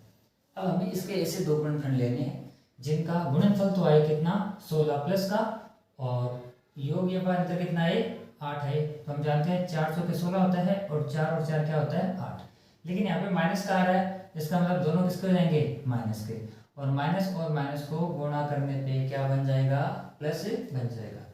तो हमें क्या करना होगा, इस माइनस के 8x की जगह हम लिखेंगे 4x माइनस 4x प्लस 1 बराबर 0। तो यहाँ से 4x कॉमन आया, क्या बचा 4x माइनस 1, यहाँ पे माइनस कॉमन है तो माइनस कॉमन लिया। देखो इनमें से कुछ कॉमन नहीं आ रहा है, इसका मतलब एक तो कॉमन आ ही रहा है। अब ये माइनस कॉमन लिया तो एक किसका बन जाएगा प्लस का, और इसमें से माइनस कॉमन लिया तो एक किसका बन जाएगा माइनस का। अब क्या हुआ कि ब्रैकेट में हमें एक जैसी संख्याएं मिल चुकी है, तो ब्रैकेट वाली संख्याओं को कॉमन ले लेते हैं। अब इधर बचा 4x -1 बराबर 0। अब दोनों संख्या एक जैसी है, यानी x का मान दोनों में क्या आएंगे, बराबर, या फिर कह सकते हैं कि इस द्विघात समीकरण के दोनों मूल क्या हो जाएंगे, बराबर हो जाएंगे। तो यदि 4x - 1 बराबर 0, तो 4x बराबर कितना आ जाएगा, +1, x बराबर कितना आ जाएगा, 1/4। ये पहला मूल आ गया। अब दूसरा भी इसी के बराबर है, तो ये भी आएगा, तो हम लिख सकते हैं x का मान कितना आ गया, 1/4 और 1/4, ये इसका आंसर आ जाएगा। अब चल करते हैं पहले का 5वां क्वेश्चन। इसमें हमें क्या करना होगा, पिछले क्वेश्चन की तरह है, x² के गुणांक और अचर पद को गुणा करना होगा। ध्यान रखना, यहाँ पे आपको इनके चिन्ह भी लेने साथ में, जैसे ये प्लस का है तो प्लस कर लिया, ये भी प्लस का है तो प्लस कर लिया। अगर कोई गुणांक माइनस का है तो उसमें हम क्या करेंगे, माइनस से साथ में लेंगे। तो इन दोनों का गुणनफल आया है 100। अब 100 के हमें ऐसे दो गुणनखंड करने हैं जिनका योग व अंतर तो कितना है, -20, और गुणनफल कितना है, +100। तो सीधी सी बात हम जानते हैं, 10 को 10 से गुणा करेंगे तो 100 आता है, और 10 में 10 जोड़ने पर क्या आता है, 20 आता है। अगर आप रेगुलर प्रैक्टिस करोगे तो संख्या देख के आपको पता चल जाएगा कि इसका गुणनखंड क्या होगा। लेकिन एक बात यहाँ पे ध्यान देने लायक है कि ये जो गुणनफल है वो प्लस का आ रहा है। अगर ये 10 और 10 दोनों हम प्लस के रखते हैं तो 10 को 10 से गुणा किया तो 100, लेकिन 10 में 10 जोड़ते हैं तो प्लस का 20 आना चाहिए, जबकि हमारे पास यहाँ पे क्या है, माइनस का 20 है। इसका मतलब क्या हुआ कि दोनों किसके हैं, माइनस के होंगे, और माइनस और माइनस को गुणा करेंगे तो क्या बनेगा, प्लस बनेगा। तो यहाँ पे लिख सकते हैं 100x² -10x - 10x +1 बराबर में 0।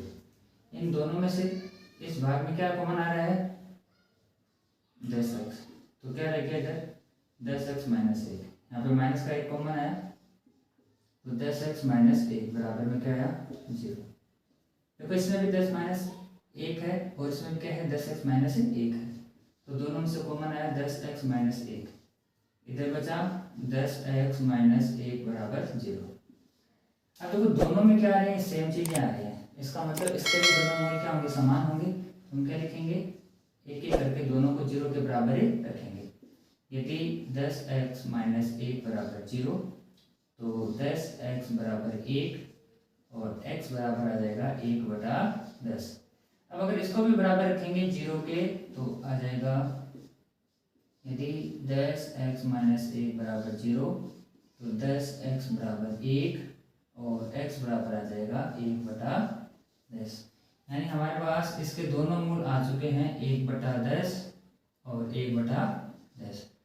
तो इस प्रकार इस पूरे पहले क्वेश्चन में हमें क्या करना था, जो दी गई द्विघात समीकरण है उनके गुणनखंड विधि से हमें मूल ज्ञात करने थे। आइए अब स्टार्ट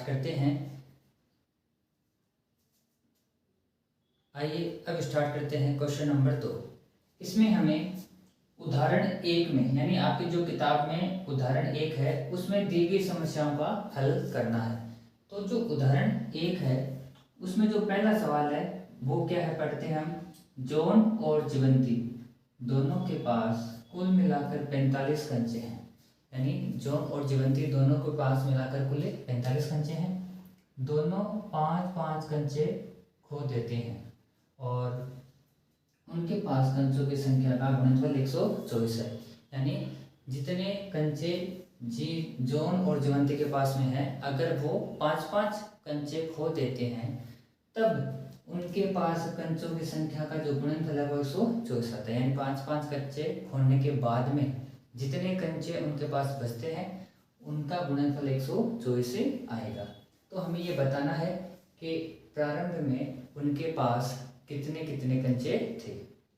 अब देखो ये नहीं बताया गया इसमें कि जॉन के पास ज़्यादा है या जीवंती के पास ज़्यादा है, तो इसका अंदाजा हमें बिल्कुल भी नहीं है। लेकिन इतना पता है कि दोनों के पास मिलाकर कुल कितने कंचे हैं, 45 कंचे हैं। तो आप क्या करो, दोनों में से किसी एक के पास मान सकते हैं। तो माना जॉन के पास मान लेते हैं, माना जॉन के पास कंचे वो हमने मान लिए x कंचे। अब देखो अगर जोन के पास कंचे x है तो जीवंती के पास कितने हो जाएंगे? अब देखो कुल कंचे कितने हैं दोनों के पास? 45। तो 45 में से अगर x घटा देंगे तो किसके पास आ जाएंगे कंचे? जीवंती के पास। जैसे मान लो कुल कंचे 10 है और एक के पास 3 कंचे हैं, तो दूसरे के पास पता करने के लिए क्या करना पड़ेगा कि 10 में से 3 घटाना पड़ेगा। तो स्टूडेंट अक्सर क्या करते हैं गलती यहाँ पर कि x में से 45 से घटा देते हैं। तो आपको ध्यान रखना जो कुल कंचे है ना उनमें से घटाना पड़ेगा हमें x। तो इधर जीवंती के पास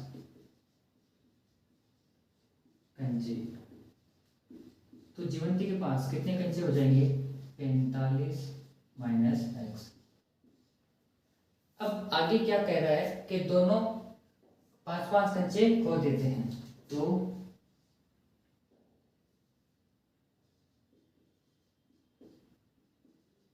5-5 कंचे खोने के बाद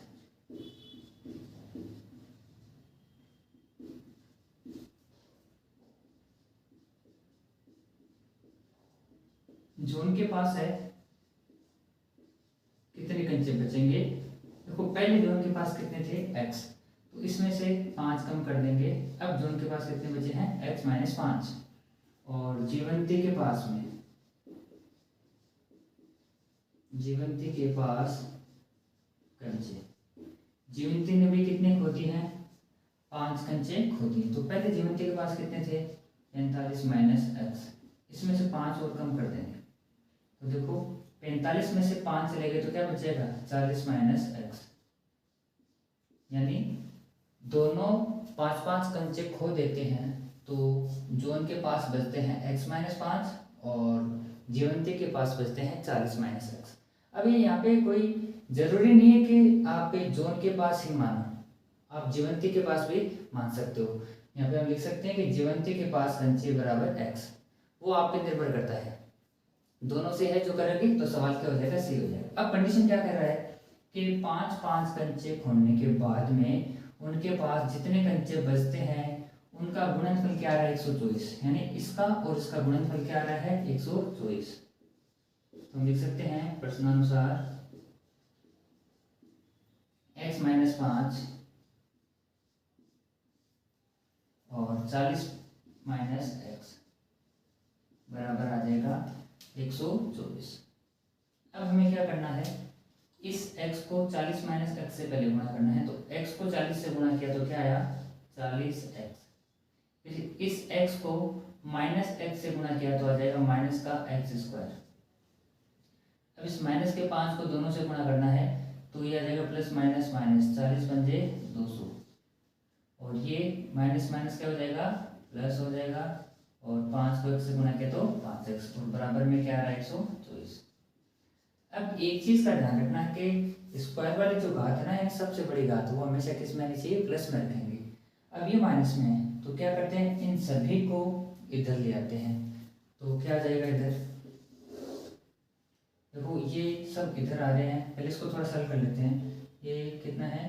40 और 5 कितना हो गया? 45x। तो इधर लिखते हैं हमने 45x माइनस ये एक्स स्क्वायर माइनस का 200 बराबर में 124। अब क्या करेंगे कि इन सभी पदों को इधर लेके आते हैं। तो ये माइनस वाला है, इधर के बन जाएगा प्लस का एक्स स्क्वायर। 45 है प्लस का, इधर आके माइनस में बन जाएगा। और ये माइनस का 200 है, इधर आके ये बन जाएगा प्लस का 200 और ये है प्लस का 124। उस साइड क्या रहेगा? 0 बचेगा। अब इसको क्या करते हैं? हमारे पास एक प्रॉपर द्विघात समीकरण बन चुकी है।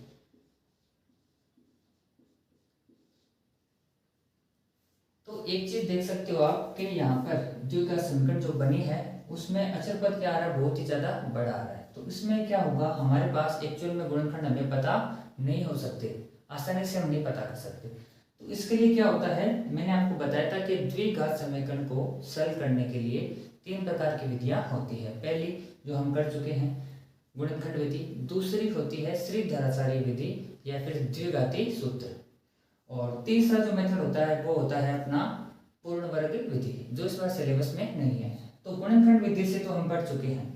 अगर इस कंडीशन में कभी आपके पास कोई द्विघात समीकरण बन जाती है तो हमें क्या करना है, टाइम वेस्ट ना करते हुए द्विघात जो सूत्र है उससे हम क्या करेंगे, सरल करेंगे। तो इसमें सबसे पहले देखो सूत्र क्या होता है, x बराबर, ये हम लिख रहे हैं द्विघाती सूत्र, तो मैं यहाँ पे लिख देता हूँ द्विघाती सूत्र, क्योंकि कभी कभी एग्जाम में ऐसा भी पूछा जा सकता है कि निम्न द्विघात समीकरण को द्विघाती सूत्र अथवा श्रीधराचार्य विधि से सरल कीजिए। तो उसका जो सूत्र क्या होता है, x बराबर, देखो यहाँ पे चर x है तो मैंने यहाँ पे क्या लिखा है x, अगर y होता तो y लिखा, क्योंकि वैल्यू किसकी आनी है, x की। ये जो विधि है वह है द्विघात समीकरण के मूल ज्ञात करने की विधि। तो माइनस का b plus minus under root b square minus 4ac upon पूरे में 2 आ जाएगा 2a। एक चीज और ध्यान रखनी है आपको, यहाँ पे देखो अंडर रूट आ रहा है, यानी इसके लिए आपको वर्गमूल आने भी जरूरी है। तो इस सवाल में आपको वर्गमूल आना जरूरी है, अन्यथा ये सवाल आप नहीं कर पाओगे। तो इसमें देखो क्या होता है, ए बी सी यहाँ से हम लेंगे तो ए क्या होगा, देखो ए यहाँ पे लिख देते हैं, ए बराबर स्क्वायर वाली घात का गुणा कितना है 1, बी बराबर माइनस का 45 और सी बराबर क्या हो जाएगा 324। ये आप आसानी से इस द्विघात समीकरण से ले सकते हो। अब हमें क्या करना है, इसमें मान रखना है, पहले सूत्र में माइनस है तो इधर माइनस लगाएंगे, बी है वो भी माइनस का है तो उसको अलग ब्रैकेट में लिखना पड़ेगा, ये बात ध्यान रखना। इसमें गलती यहाँ पे हो जाता है कि पहले माइनस लगा हुआ है तो हम माइनस नहीं लगाते हैं, लेकिन ध्यान रखो कि अगर बी भी माइनस का है तो इधर क्या लगाओ, ब्रैकेट के अंदर भी माइनस ही लगाओ, प्लस माइनस बी स्क्वायर यानी माइनस का 45 का स्क्वायर माइनस 4ac, तो 4 गुणा ए का मतलब 1 और सी का मतलब कितना है 324, और बट्टे में क्या आ रहा है 2a। ये ध्यान रखना पूरे के बट्टे में है और 2 गुणा 1, क्योंकि a की वैल्यू हमारे पास कितनी है 1। अब इसको सरल करना है, बस ब्रैकेट हटेगा तो दोनों माइनस गुणा के क्या बन जाएंगे, प्लस का 45 प्लस और माइनस अंडर रूट,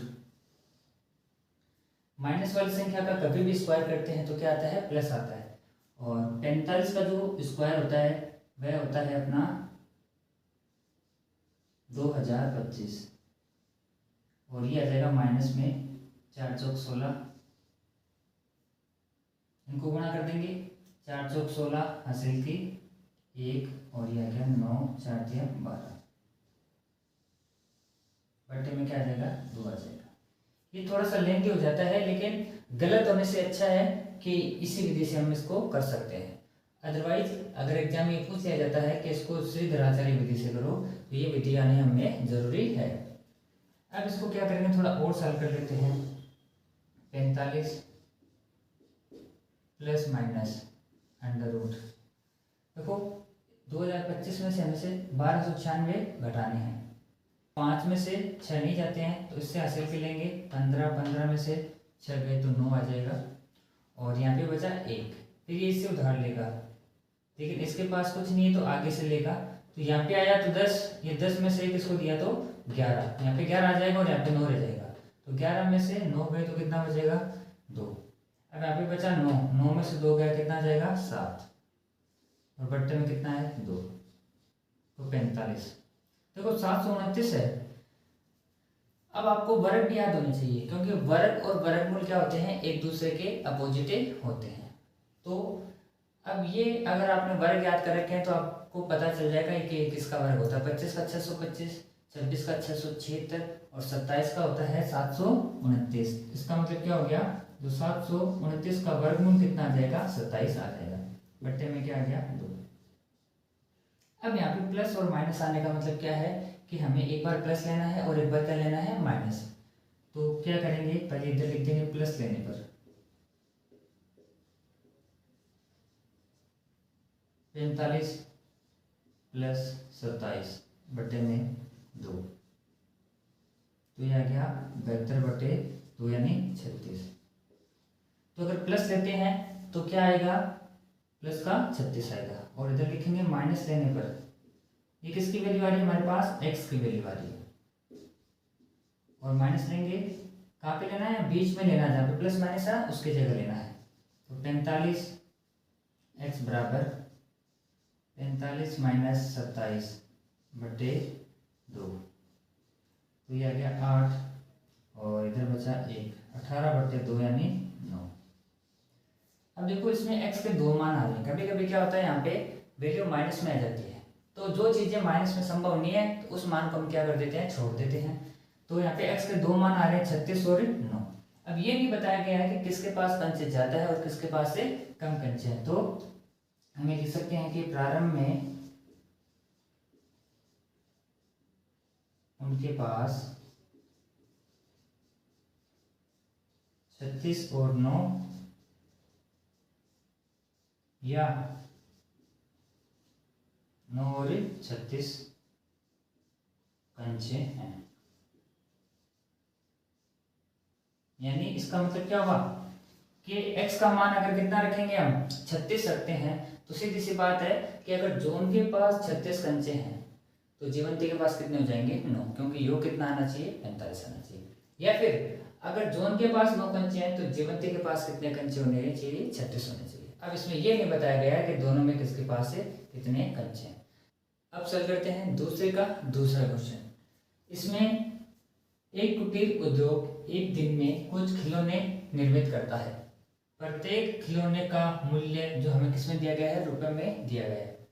बता रहे हैं कि प्रत्येक खिलौने का मूल्य 55 में से एक दिन में निर्माण किए गए खिलौनों की संख्या को घटाने से प्राप्त संख्या के बराबर है। इसका क्या मतलब है कि प्रत्येक खिलौने का जो लागत मूल्य है वह हमें 55 में से घटाना पड़ेगा। क्या घटाना पड़ेगा, एक दिन में निर्माण किए गए खिलौनों की संख्या, यानी एक दिन में कितने खिलौने निर्माण हो रहे हैं वो हमें घटाने किसमें से, 55 में से। तो अगर 55 में से हम एक दिन में निर्माण किए गए खिलौनों की संख्या घटा देते हैं तो हमारे पास क्या आ जाएगा, प्रत्येक खिलौने का लागत मूल्य आ जाएगा। आगे क्या कह रहा है कि किसी एक दिन कुल निर्माण लागत 750 रुपए थी। कुल निर्माण लागत कैसे आएगी कि जितने खिलौने बने हैं उनको गुणा कर देंगे किससे, एक खिलौने की लागत से। और हमें ये पूछा गया है कि उस दिन निर्माण किए गए खिलौनों की संख्या बताइए। तो देखो पूरा सवाल किस पर निर्भर कर रहा है, पहले वो देखते हैं। प्रत्येक खिलौने का मूल्य 55 में से एक दिन में निर्माण किए गए खिलौने की संख्या को घटाने पर प्राप्त होता है। तो हम क्या करेंगे, सबसे पहले ये मानेंगे कि एक दिन में कितने खिलौने निर्माण होते हैं। तो माना एक दिन में निर्मित खिलौने, यानी हम ये मान लेते हैं कि एक दिन में कितने खिलौने बनते हैं, x खिलौने बनते हैं। तो प्रत्येक खिलौने का मूल्य, प्रत्येक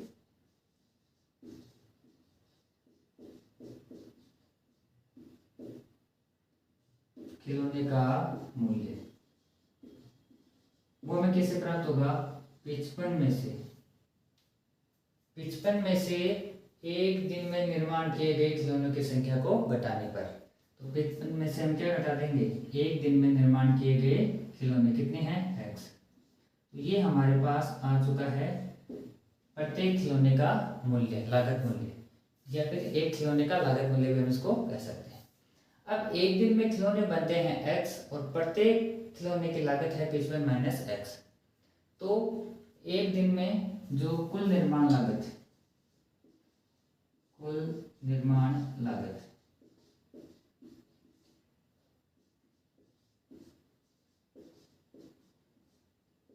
एक दिन में कुल निर्माण लागत वो हमें दे रखी है कितनी, 750 रुपए। तो देखो 750 रुपए कहाँ से आया है कि खिलौनों की संख्या को, यानी जितने खिलौने बने हैं उनको एक खिलौने के मूल्य से गुणा कर देंगे तो टोटल उस दिन की लागतें आ जाएगी, जो हमारे पास कितनी आई है, 750। यानी इन दोनों को गुणा करने पर तो हम लिख सकते हैं x गुणा 55 माइनस x बराबर 750। जैसे एक दिन में मान लो 10 खिलौने बनते हैं और एक खिलौने की लागत 5 रुपये है, तो एक दिन में कुल निर्माण लागत कितनी हो जाएगी, 10 को हम गुणा कर देंगे 5 से। उसी प्रकार हमने यहाँ पे किया है, एक दिन में निर्मित खिलौने को गुणा कर दिया हमने किससे, प्रत्येक खिलौने के लागत मूल्य से। तो जो एक दिन की कुल लागत आ गई 750 रुपये। अब हमें क्या करना है, ये पूछा गया है कि उस दिन निर्माण किए गए खिलौनों की संख्या हमें ज्ञात करनी है, यानी हमें यहाँ पे x का मान निकालना है। अब x को गुणा कर देंगे इन दोनों से, तो x को 55 से गुणा किया तो आ गया 55x, इसको गुणा किया तो plus minus minus x square बराबर 750। अब यहाँ पे जो स्क्वायर वाली घात है वह माइनस में है, तो क्या करते हैं, इन दोनों को 750 की तरफ ले जाते हैं, तो ये आ जाएगा एक्स स्क्वायर प्लस का 55x किसका आ जाएगा, माइनस का, और इधर 750 प्लस का पहले से ही है, बराबर में क्या रह जाएगा, 0 हो जाएगा। अब इसको आप चाहो तो श्रीधराचार्य विधि से भी सॉल्व कर सकते हो, या फिर गुणनखंड विधि से भी सॉल्व कर सकते हैं। हम क्या करते हैं, इसको गुणनखंड विधि से सॉल्व करते हैं। देखो एक्स स्क्वायर का गुणा कितना हुआ 1, और 750 को गुणा किया तो कितना गया 750। अब इसके ऐसे तो गुणनखंड लेने हैं जिनका योगफल या फिर अंतर कितना है 55 और गुणनफल आए 750, तो ये हो जाएगा अपने पास 30 और 25। देखो यहाँ पे प्लस आ रहा है, इसका मतलब क्या हो गया, या तो दोनों प्लस के हैं गुणनखंड या फिर दोनों किसके हैं माइनस के। लेकिन यहाँ पे माइनस आने का मतलब है कि दोनों किसके हैं माइनस के, क्योंकि माइनस माइनस के जुड़ के तभी तो माइनस का आएगा। तो हम लिख सकते हैं x square minus 30x minus 25x और प्लस में 750 बराबर में आ जाएगा 0। अब देखो पहले दो पदों में x कॉमन आ रहा है, तो x कॉमन ले लिया हमने, ब्रैकेट में क्या बच जाएगा x माइनस 30। अब यहाँ पे मैंने क्या बताया था कि जो निशान दिखाई दे रहा है वो माइनस में है तो माइनस ले लो, और प्लस है तो प्लस ले लेंगे। इन दोनों में से माइनस हमने कॉमन ले लिया, पहले दोनों में से कॉमन लेते हैं और दूसरे दोनों पदों में से कॉमन लेते हैं। अब देखो इसमें किसका भाग जा रहा है 25 का जा रहा है, तो हमने 25 कॉमन ले लिया, तो ये आ जाएगा x माइनस 30 बराबर में 0। इसमें भी x माइनस 30 है, इसमें भी x माइनस 30 है, तो दोनों में से कॉमन आ जाएगा x माइनस 30। यहाँ पे बचा x माइनस 25 बराबर 0। अब या तो ये 0 के बराबर है या फिर ये 0 के बराबर है, तो क्या करते हैं, यदि x माइनस 30 बराबर 0 तो इससे x का मान आ जाएगा 30, और यदि x माइनस 25 बराबर 0 तो इससे आ जाएगा x बराबर 25, और हमें x का ही मान निकालना था।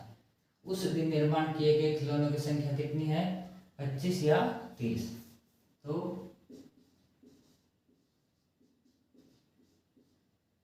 उस दिन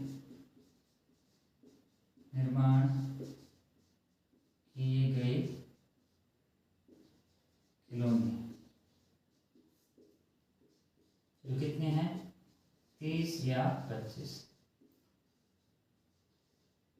अब देखो इनमें कंडीशन क्या है, ये नहीं दे रखा, क्योंकि गुणनफल आ रहा है तो कौन सी चीज ज्यादा है कौन सी कम है। अगर हम यहाँ पे 30 लेके रखते हैं तो उसका मूल्य क्या आ जाएगा, थोड़ा कम आ जाएगा, और अगर हम 25 लेके चलते हैं तो एक खिलौने का मूल्य क्या आ जाएगा, थोड़ा ज्यादा आ जाएगा। लेकिन गुणनफल दोनों का क्या आएगा, हर कंडीशन में 750 आएगा, तो इसके दोनों उत्तर हो सकते हैं 30 या 25। अब हम सॉल्व करते हैं 4.2 का तीसरा क्वेश्चन। इसमें हमें ये दिया गया है कि ऐसी दो संख्याएं ज्ञात कीजिए जिनका योग 27 हो तथा गुणनफल 182। देखो इसमें लगभग सारे के सारे क्वेश्चन एक ही कंसेप्ट पे आधारित है, बस उनकी लैंग्वेज थोड़ी सी चेंज हो गई है। अब दो संख्याएं हमें ऐसी लेनी है जिनका योग क्या है 27 है, तो अब क्या करेंगे कि हम एक संख्या को मान लेंगे, माना प्रथम संख्या x मान लेते हैं हम,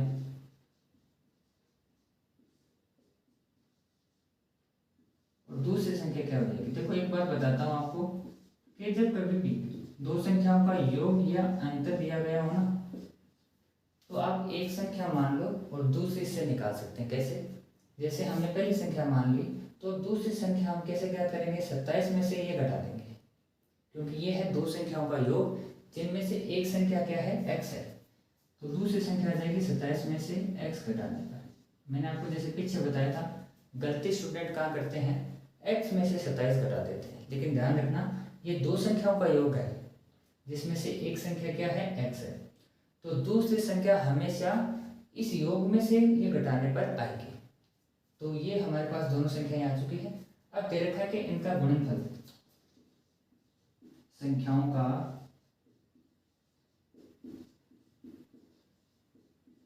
गुणनफल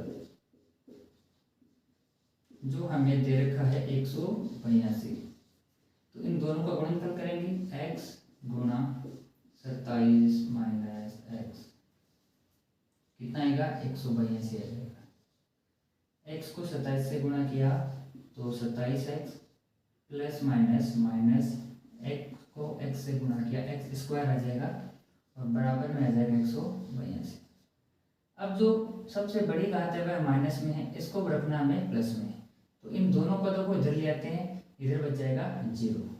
तो जब ये दोनों इधर आएंगे तो किसकी तरफ? 182 की तरफ आएंगे। तो ये तो बन जाएगा प्लस में, ये बन जाएगा माइनस में, और ये प्लस में पहले से ही है।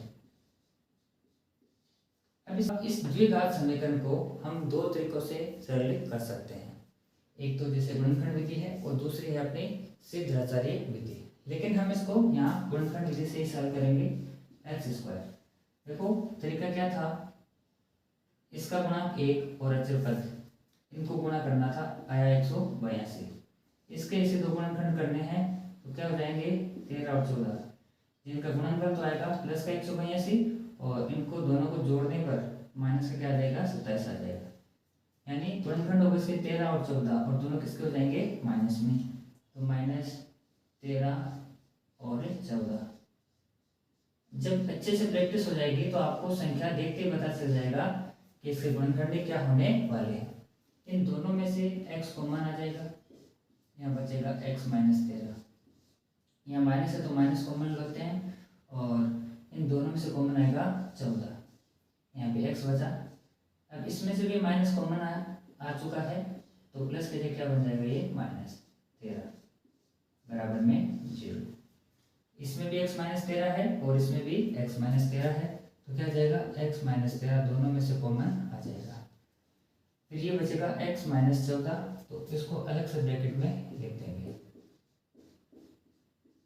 अब दो पद आपस में गुणा हो रहे हैं और 0 आ रहा है, इसका मतलब या तो ये 0 है या फिर ये 0 है। हम क्या करते हैं? एक एक करके दोनों को 0 के बराबर रखते हैं। यदि x माइनस 13 बराबर 0, तो x बराबर कितना जाएगा? 13। एक तो ये आ चुका है। दूसरा, यदि x माइनस 14 बराबर 0, x बराबर क्या आ जाएगा? 14।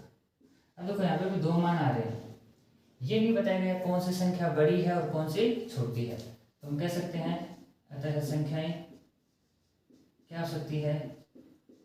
13 व 14 या 14 व 13, दोनों ही क्या हो जाएंगे? सही हो जाएंगे।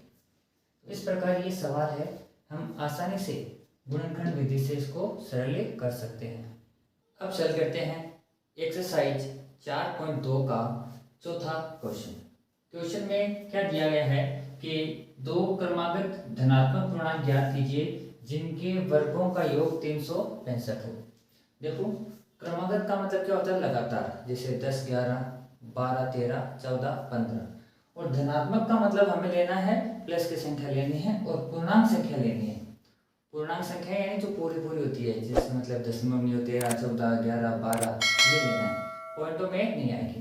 तो हमें इनका ध्यान रखना, क्रमागत होनी चाहिए, धनात्मक होनी चाहिए, पूर्णांक होनी चाहिए, जिनके वर्गों का योग क्या हो? 365 हो। देखो, क्रमागत संख्या मानने के लिए मैंने क्या बताया था कि मानो पहली संख्या 3 है, इसके आगे वाली संख्या कितनी होती है? 4 होती है, जो उसमें एक जोड़ने पे प्राप्त होता है। यानी हमें कोई संख्या अगर पता है, उसके आगे वाली संख्या हमें ज्ञात करने के लिए उसमें एक जोड़ना पड़ता है। तो बस इसी बेसिस से हम क्या करेंगे? ये सवाल सोल्व करते हैं। हम क्या करते हैं?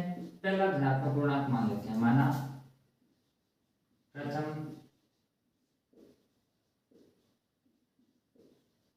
धनात्मक पूर्णांक, वो हो गया अपना x। तो दूसरा धनात्मक पूर्णांक है वो आ जाएगा इसमें एक जोड़ने पर, यानी x प्लस 1। तो अगर ये 10 आता है तो ये 10 प्लस 1 11 हो जाएगा। ये अगर 12 आता है तो 12 प्लस 1 13 हो जाएगा। तो ध्यान रखना है, कभी भी क्रमागत आए, क्रमागत पूर्णांक आए तो उसमें हमें पहला x मानना है, तो दूसरा क्या हो जाएगा x प्लस 1। अब कंडीशन क्या कह रही है कि जिनके वर्गों का योग कितना है 365 है, तो हम लिख सकते हैं कि अकॉर्डिंग टू क्वेश्चन, यानी प्रश्नानुसार इनके वर्गों का योग, तो पहली संख्या का वर्ग करेंगे तो एक्स स्क्वायर प्लस दूसरी संख्या का वर्ग यानी x प्लस 1 का होल स्क्वायर, जो हमें दे रखा है 365। अब हमें क्या करना है, इसको सिंप्लीफाई करना है। तो ये यहाँ पे ऐसा का ऐसा आ जाएगा। अब ये बन रहा है a प्लस बी का होल स्क्वायर। तो देखो a प्लस बी का होल स्क्वायर हमारे पास क्या होता है, a square plus b square plus 2ab। इसको हम ऐसे भी लिख सकते हैं a square plus 2ab plus b square, कैसे भी लिख सकते हैं। अब एक का मतलब पहली संख्या और बी का मतलब क्या हो गया दूसरी संख्या हो गया। तो यहाँ पे हम a प्लस बी के होल स्क्वायर का फॉर्मूला ओपन करेंगे इसको, तो a स्क्वायर प्लस बी यानी 1 का स्क्वायर कितना हो गया 1 प्लस 2ab, तो 2 ये क्या हो गया a और ये क्या हो गया b, बराबर में कितना आ गया 365। x और x स्क्वायर, ये x स्क्वायर और x स्क्वायर जुड़ के क्या बन जाएगा 2x स्क्वायर बन जाएगा, प्लस ये 1 है यहाँ पे और इन सब को गुणा करेंगे तो क्या बन जाएगा 2x बराबर 365। अब हमें क्या करना है कि इस 365 को हम इधर लेकर आते हैं, यानी पक्षांतरण करेंगे। तो ये जब हमें प्लस का दिखाई दे रहा है इधर आके किस में हो जाएगा माइनस में हो जाएगा, तो 2x स्क्वायर, फिर इसको लिख लेते हैं 2x प्लस 1 और माइनस का 365 बराबर में 0। अब क्या करते हैं 2x स्क्वायर प्लस 2x, एक में से 365 नहीं घट पाता है, यानी छोटी संख्या में से जब कभी भी बड़ी संख्या घटाई जाती है तो उत्तर किस में आता है माइनस में आता है। 365 में से 1 घटाया तो आ जाएगा 364 बराबर में आ जाएगा 0। अब देखो इसमें इन सभी में क्या आ रहा है 2 कॉमन आ रहा है। 2 कॉमन मतलब आने का क्या हो गया कि 2 का भाग जा रहा है, तो हमने क्या किया यहाँ पे 2 कॉमन ले लिया, तो इधर क्या बचा x square plus x minus 182 बराबर 0। अब ये जो 2 हमने कॉमन लिया है इसको हम भेजेंगे इधर, क्योंकि ये इस पूरे पद के गुणा में है। तो गुणा वाली संख्या जब कभी भी दूसरे पक्ष में जाती है तो वो भाग में चली जाती है। तो ये 2 इधर आएगा इसके नीचे, तो क्या बनेगा 0/2 बनेगा, और 0/2 का मतलब क्या हो जाएगा 0 हो जाएगा। तो फाइनली हमारे पास एक द्विघात समीकरण हमें मिल जाती है, जो क्या है x square plus x minus 182। अब देखो यहाँ पे क्या आ रहा है x आ रहा है, x का मतलब इसका गुणा कितना है 1। तो मैंने आपको पहले भी बताया था यहाँ पे गुणांक आने का मतलब क्या हो गया कि इसके जितने भी गुणनखंड हो गए ना, जो भी टुकड़े हमें चाहिए, तो उसके लिए हम कैसे स्टार्ट करेंगे। देखो x square plus x minus 182 बराबर में 0।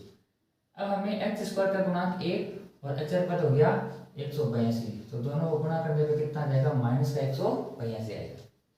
अब 182 के हमें ऐसे 2 गुणनखंड लेने हैं जिनका गुणनफल तो आए माइनस का 182 और जोड़ने या घटाने पे क्या आए प्लस का 1 आए, क्योंकि इधर x का गुणा कितना है 1 है। तो एक बात ध्यान रखने लायक ये है कि यहाँ पे कभी भी 1 आता है इसका मतलब वो संख्या क्या होगी क्रमशः होगी, लगातार होगी या क्रमागत होगी। तो वो संख्या हो जाएगी अपनी 14 और 13, क्योंकि 14 को 13 से गुणा करते हैं तो 182 आता है, और 14 में से 13 घटाए तो कितना आएगा 1 आएगा।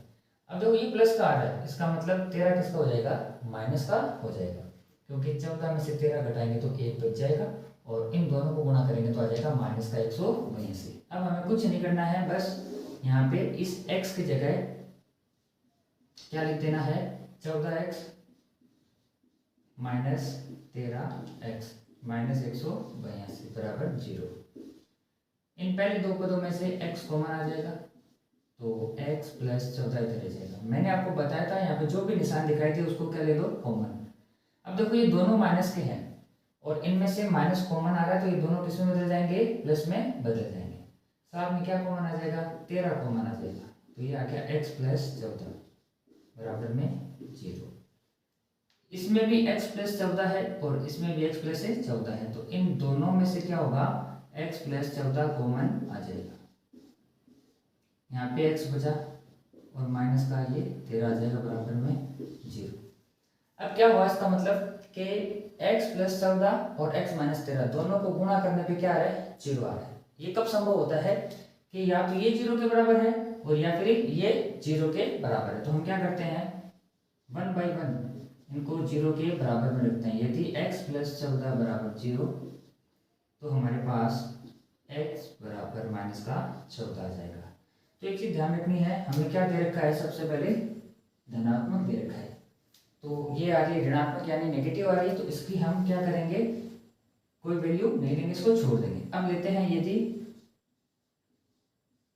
x माइनस 13 बराबर 0, तो इससे हमारे पास आ जाएगा माइनस 13 है, पक्षांतरण करके इधर लाए तो प्लस में आ जाएगा, तो x बराबर आ जाएगा 13। और x हमने किसको माना था, प्रथम धनात्मक पूर्णांक, तो हम कह सकते हैं अतः प्रथम धनात्मक पूर्णांक कितना है, 13। तो दूसरा धनात्मक पूर्णांक है वो कितना आ जाएगा, 13 प्लस 1 यानी 14।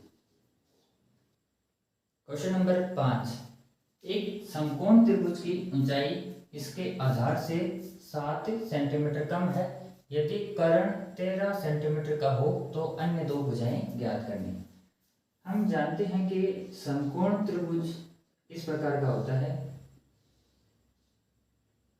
जिसमें एक कोण क्या होता है, समकोण होता है, और समकोण के सामने वाली भुजा क्या होता है, कर्ण होता है, और इसको आप आधार या लंब कुछ भी मान सकते हो अकॉर्डिंग टू थीटा या जो भी कोण है उसके अनुसार, और ये हो जाएगा अपना लंब।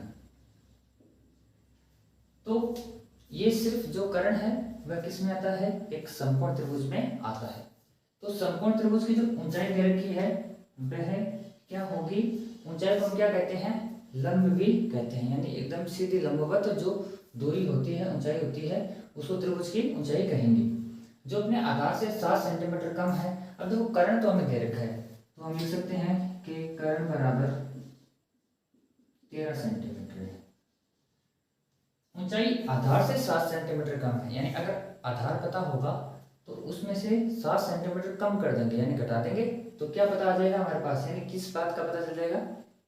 तो अगर हम क्या करेंगे, आधार में से 7 सेंटीमीटर घटा देंगे तो हमारे पास ऊंचाई आ जाएगी। तो हमें क्या मानना पड़ेगा, आधार मानना पड़ेगा, माना त्रिभुज का आधार x। अब देखो सेंटीमीटर में दे रखा है तो हम भी क्या करेंगे, ये सेंटीमीटर में मानेंगे।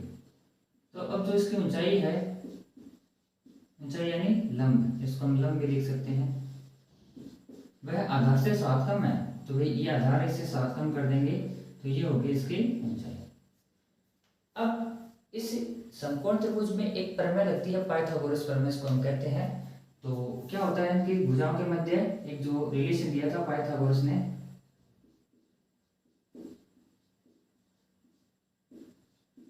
उसने कहा था कि कर्ण स्क्वायर बराबर आधार स्क्वायर प्लस लंब स्क्वायर।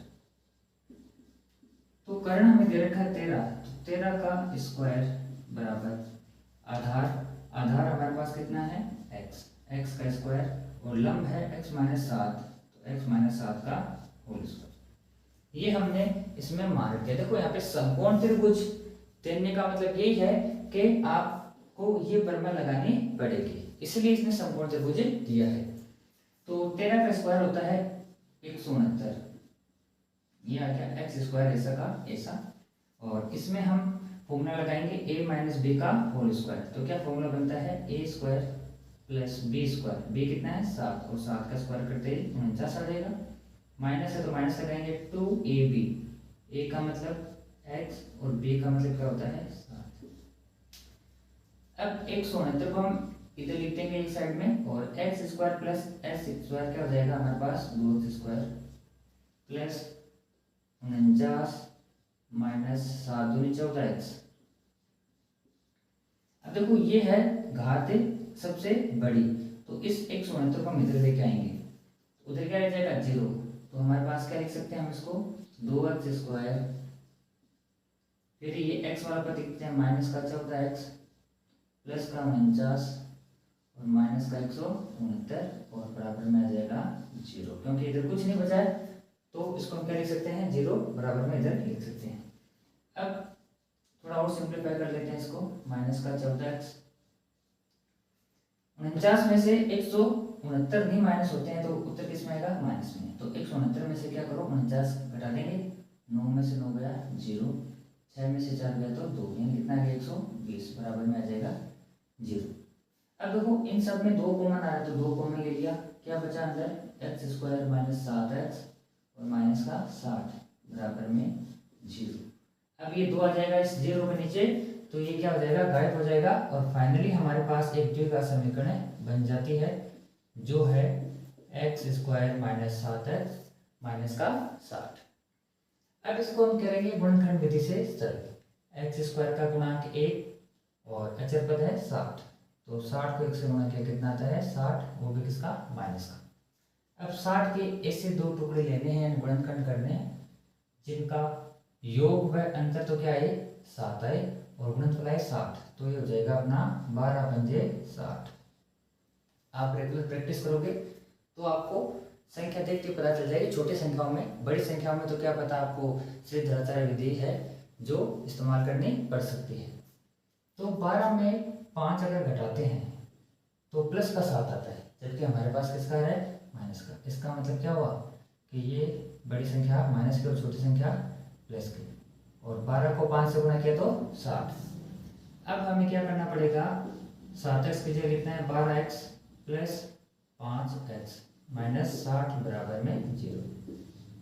पहले 2 पदों में से x कॉमन आ जाएगा और ब्रैकेट में रह जाएगा x माइनस 12। अब यहाँ पे प्लस का है तो प्लस लिया कॉमन, दोनों में से क्या कॉमन आ रहा है 5 कॉमन आ रहा है और ये आ जाएगा x माइनस 12 बराबर में 0। इसमें भी x माइनस 12 है और इसमें भी x माइनस 12 है, तो दोनों में से x माइनस 12 कॉमन आया और इधर बचा x प्लस 5 बराबर में 0। अब क्या करेंगे एक एक करके दोनों को 0 के बराबर रखेंगे। यदि x माइनस 12 बराबर 0 तो इससे आ जाएगा x बराबर 12, और यदि x प्लस 5 बराबर 0 इससे आ जाएगा x बराबर माइनस का 5। ये हमें लेना नहीं है क्योंकि दूरी कभी भी माइनस में नहीं होती है और ये लंबाई है, समकोण त्रिभुज की क्या है लंबाई है, तो लंबाई कभी भी क्या नहीं होती है माइनस में नहीं होती है। तो हमारे पास x की वैल्यू क्या जाएगी 12, और x हमने किसको माना था x हमने माना था त्रिभुज का आधार, तो त्रिभुज का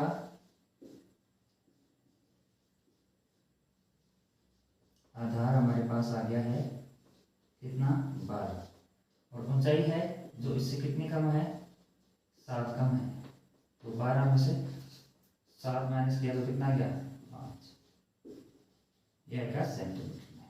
तो ये आ गए हमारे पास इसके दोनों अन्य भुजाएं आ चुकी है। बढ़िया क्वेश्चन है और आसानी से आप इसको गुणनखंड विधि से सरल कर सकते हो। अब सरल करते हैं 4.2 का अंतिम क्वेश्चन। इसमें हमें क्या दिया गया है कि एक कुटीर उद्योग एक दिन में कुछ बर्तनों का निर्माण करता है। एक विशेष दिन यह देखा गया कि प्रत्येक नग का निर्माण लागत उस दिन निर्माण किए गए बर्तनों की संख्या के 2 गुने से 3 अधिक थी। यदि उस दिन कुल निर्माण लागत 90 रुपए थी तो निर्मित बर्तनों की संख्या और प्रत्येक नग की लागत हमें ज्ञात करनी है। देखो इससे हमें क्या करना है एक द्विघात समीकरण बनानी है। तो ये बता है कि एक दिन में कुछ बर्तनों का निर्माण करता है, ये नहीं बता कि कितना करता है। और फिर प्रत्येक नग की जो निर्माण लागत है, यानी प्रत्येक बर्तन जो प्रत्येक नग की जो निर्माण लागत है वह उस दिन निर्माण किए गए बर्तनों की संख्या के 2 गुने से 3 अधिक थी। अगर हमें बर्तनों की संख्या पता होगी तो उसका 2 गुना करके 3 जोड़ देंगे तो हमारे पास क्या आ जाएगा, प्रत्येक नग का निर्माण लागत आ जाएगी। यानी क्वेश्चन किस पे डिपेंड कर रहा है, बर्तनों की संख्या पर। तो हम क्या करते हैं, सबसे पहले मान लेते हैं,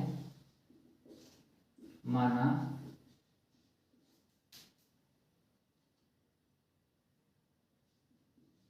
एक दिन में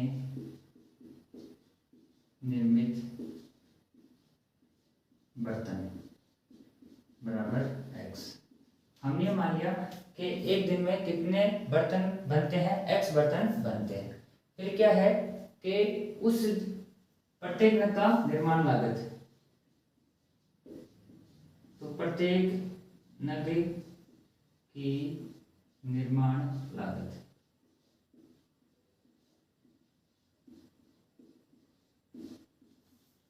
अब ये प्रत्येक नग की निर्माण लागत कहां से आएगी कि उस दिन निर्माण किए गए बर्तनों की संख्या के 2 गुने से। तो उस दिन कितने बर्तन बने हैं, x बर्तन बने हैं, तो बर्तनों की संख्या के 2 गुना। तो 2 गुना करने के लिए हम क्या करेंगे, इसको 2 से गुणा कर देंगे। बर्तनों की संख्या के 2 गुने से 3 अधिक थी, तो 3 अधिक होने का मतलब है कि इसमें कितना जोड़ देंगे, 3। और ये किसमें आएगा, रुपए में। ये हमारे पास क्या आ चुका है, प्रत्येक नग की निर्माण लागत के उस दिन निर्मित किए गए बर्तनों की संख्या के 2 गुने से 3 अधिक है। अब देखो कि उस दिन कुल निर्माण लागत, कुल निर्माण लागत वो कितने रुपए दे रखी है, 90 रुपए दे रखी है। अब कुल निर्माण लागत कहां से आएगी कि बर्तन कितने बने उस दिन, x बर्तन बने, और प्रत्येक बर्तन का जो निर्माण लागत है वो कितनी है, 2x प्लस 3। यानी जितने बर्तन बने हैं उनको एक बर्तन के लागत मूल्य से गुणा कर देंगे तो उस दिन की कुल लागत आ जाएगी, जो कितनी दे रखी है, 90 रुपए। यानी ये और ये दोनों क्या है, बराबर है। अब क्या करते हैं, इसको गुणा करते हैं इधर से दोनों को। तो x को 2x से गुणा किया तो 2x स्क्वायर, और x को 3 से किया तो 3x। अब ये 90 है, बराबर में इधर रख देंगे इसको। इस 90 को हम उधर पक्षांतरण करेंगे तो ये माइनस में बदल जाएगा। अब हमारे पास आ चुकी है एक द्विघाती समीकरण। इसको हम क्या करना है, सरल करना है। x स्क्वायर का गुणांक है 2 और क्षेत्रफल है माइनस का 90, तो ये आ गया 2 गुणा माइनस का 90 यानी 180। अब 180 के ऐसे 2 गुणनफल लेने हैं जिनका योगफल या अंतर तो कितना है, 3 आए, और गुणनफल आए माइनस का 180, तो ये होता है 15 और 12। अब देखो यहाँ पे प्लस आने का मतलब कि बड़ी संख्या प्लस की है और छोटी किसकी है, माइनस की। तो 15 में से 12 गया ना, तो प्लस का 3 बच जाएगा।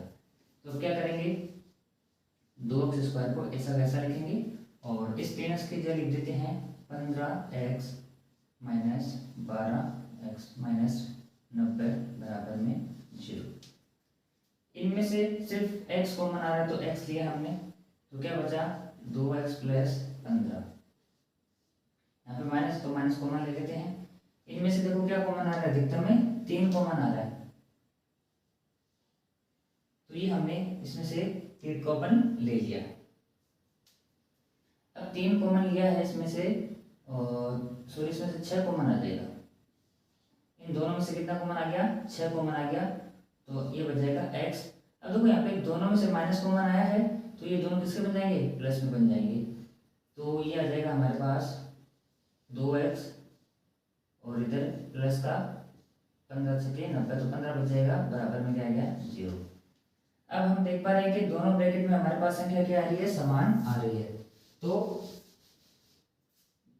इनमें 2x प्लस 15 दोनों में से कॉमन आ जाएगा, तो ये आ जाएगा 2x प्लस 15, और यहाँ पे बचेगा x माइनस का 6।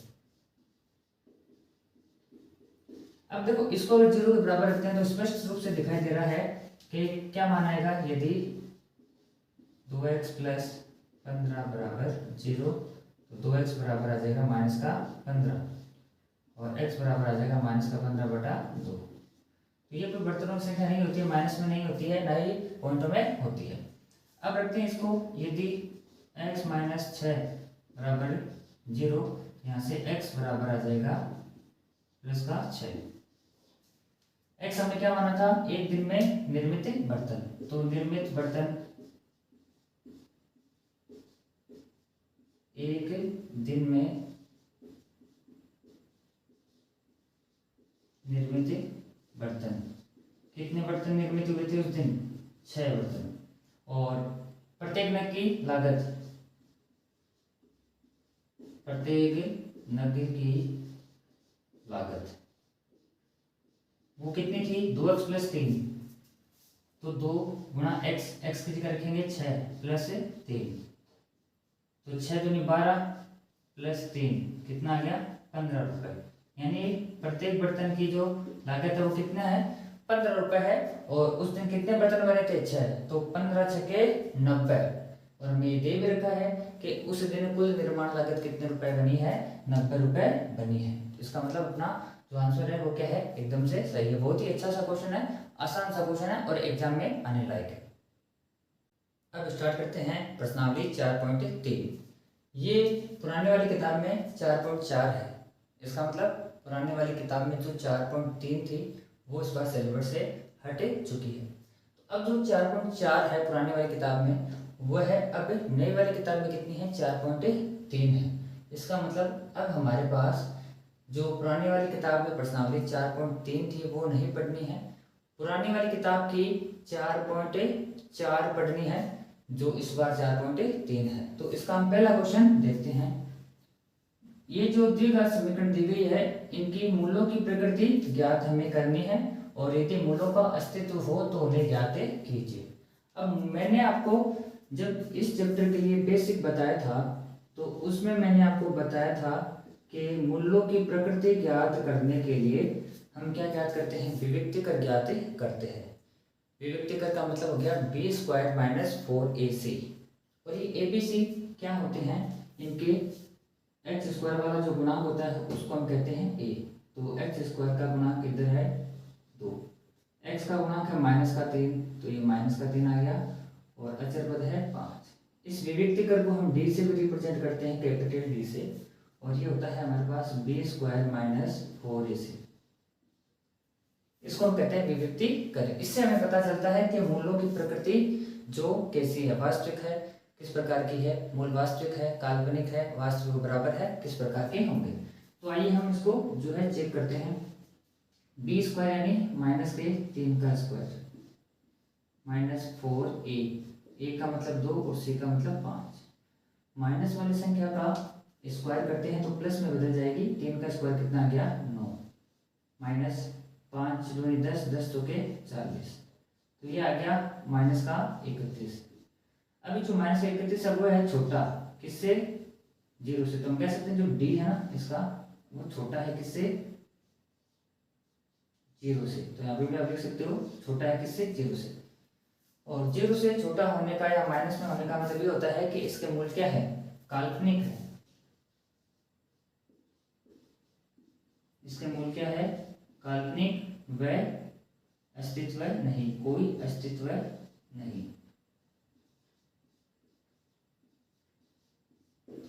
हमें ये दिया गया है कि अगर मूलों का अस्तित्व है तो हमें उसके मूल ज्ञात करने हैं। और बस ये अगर b² माइनस 4 से माइनस में आ जाता है तो उसके मूलों का कोई भी अस्तित्व नहीं होता है। अब हम ज्ञात करते हैं दूसरे इसमें समीकरण में abc ज्ञात करते हैं। a का मान हो गया 3, b का मान है -4√3 और c है हमारे पास 4। अब इसके लिए भी हम d यानी विविक्तिकर ज्ञात करते हैं b² माइनस 4ac। b का स्क्वायर करेंगे यानी -4√3, इसका स्क्वायर करेंगे -4ac, a का मतलब 3 और c का मतलब 4। देखो अभी मैंने आपको बताया था कि माइनस वाली संख्या का स्क्वायर करते हैं तो उत्तर आता है प्लस में। 4 का स्क्वायर कितना हो जाएगा 16 और गुणा √3 का स्क्वायर करते आ जाएगा 3, माइनस 4 3 12 और 12 चौके 48, तो 48 ये भी 48 बन गया और 48 माइनस 48 क्या हो गया 0 आ गया।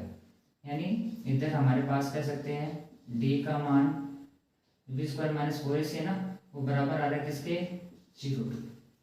तो ये कंडीशन कौन सी हो गई कि जब बी स्क्वायर माइनस 4ac 0 के बराबर होता है तो मूल वास्तविक होने के साथ साथ ही बराबर होते हैं। यानी इसमें जो x के जो दोनों मान आएंगे वो क्या आएंगे एक जैसे आएंगे। तो अब हमें क्या होगा, इसके तो अस्तित्व है इसका, इसलिए इसके दोनों मूल हमें ज्ञात करने पड़ेंगे। तो ABC हमारे पास है तो हम क्या करते हैं इसमें सीधे द्विआचारी विधि लगा देते हैं। तो x बराबर माइनस का b plus minus b square minus 4ac upon 2a। देखो इसमें मैं सीधे द्विआचारी विधि इसलिए लगा रहा हूँ कि हमारे पास बी स्क्वायर माइनस 4ac का मान 0 पहले से आया हुआ है, हमें सरल करना नहीं पड़ेगा। यहाँ पे अंडरूट है तो आप अगर इसको करोगे तो थोड़ा सा कॉम्प्लिकेटेड ये क्वेश्चन हो जाएगा। अब यहाँ पे मान रखते हैं माइनस बी, तो बी है हमारे पास ये माइनस का है तो उसको अलग से ब्रैकेट में लिखना पड़ेगा 4√3 और plus minus b square minus 4ac का मान 0 है तो यहाँ पे क्या हो जाएगा 0 हो जाएगा और बट्टे में 2a का मतलब आ गया 2 गुना a का मान हो गया 3, तो इसको हटा देते हैं कोई मतलब नहीं रहा इसका। और ये आ जाएगा हमारे पास माइनस में 4√3 और बट्टे में सॉरी माइनस और माइनस क्या हो जाएंगे प्लस से हो जाएंगे और 2 3 क्या आ गया 6 आ गया, या फिर इसको काट सकते हैं 2 गुना 3 लिखते हैं यहाँ पे, ये कट गया कितने बार 2 बार कट गया। यहाँ पे हमारे पास उत्तर आ जाता है 2√3 बट्टे 3। यहाँ पे भी छोड़ सकते हो या फिर इसको ऐसे लिख सकते हो, ये √3 इससे कट जाएगा तो ऊपर आ जाएगा 2/√3। ये आ गया हमारे पास x के दो मान आ जाएंगे। इसके दोनों मूल बराबर है तो x के यहाँ पे कितने मान आएंगे 2 मान आएंगे, 2/√3 और 2/√3। फिर देखते हैं इसका पहले का तीसरा क्वेश्चन, इसमें a का मान है 2, b है माइनस का 6 और c है हमारे पास 3। अब हम लेते हैं B square minus 4ac। b का मतलब माइनस का 6 का स्क्वायर माइनस 4a का मतलब 2 और c का मतलब 3। 6 का स्क्वायर क्या हो जाएगा प्लस का 36 और 3 दूनी 6, 6 चौके 24 और ये आ गया प्लस का 12, जो बड़ा है किससे 0 से। अब 0 से बड़ा होने का मतलब क्या है कि मूल वास्तविक तो है लेकिन क्या होंगे भिन्न, जैसे यहाँ पे बराबर आए थे और इसमें क्या है भिन्न होंगे यानी अलग अलग होंगे, तो मूल क्या होंगे वास्तविक व भिन्न।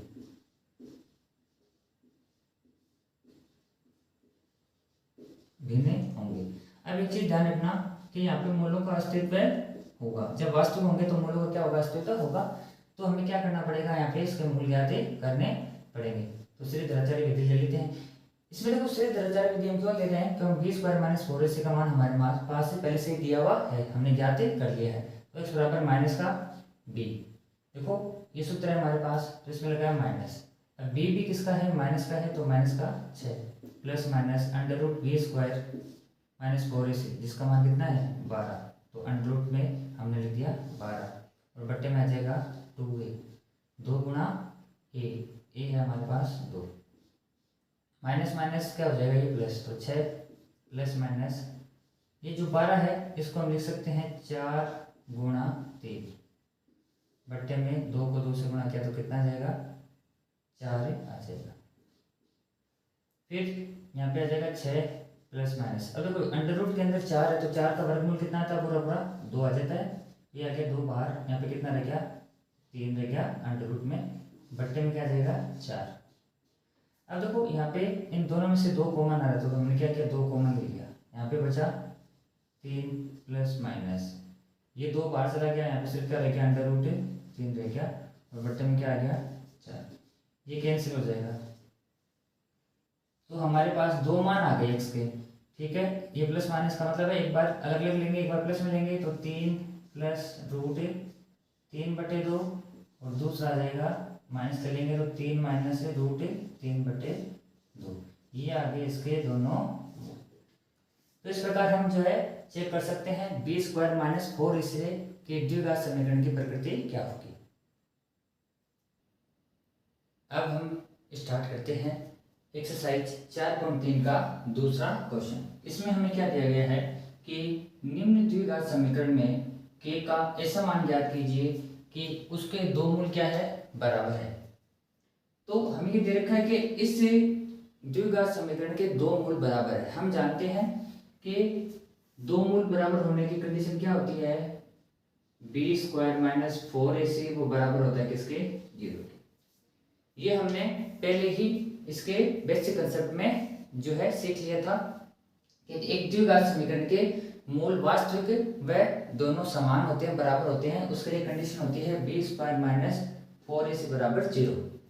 इस बी स्क्वायर माइनस 4ac को हम कैपिटल डी से रिप्रेजेंट करते हैं, वैसे इसको हिंदी में कहते हैं विभक्ति कर।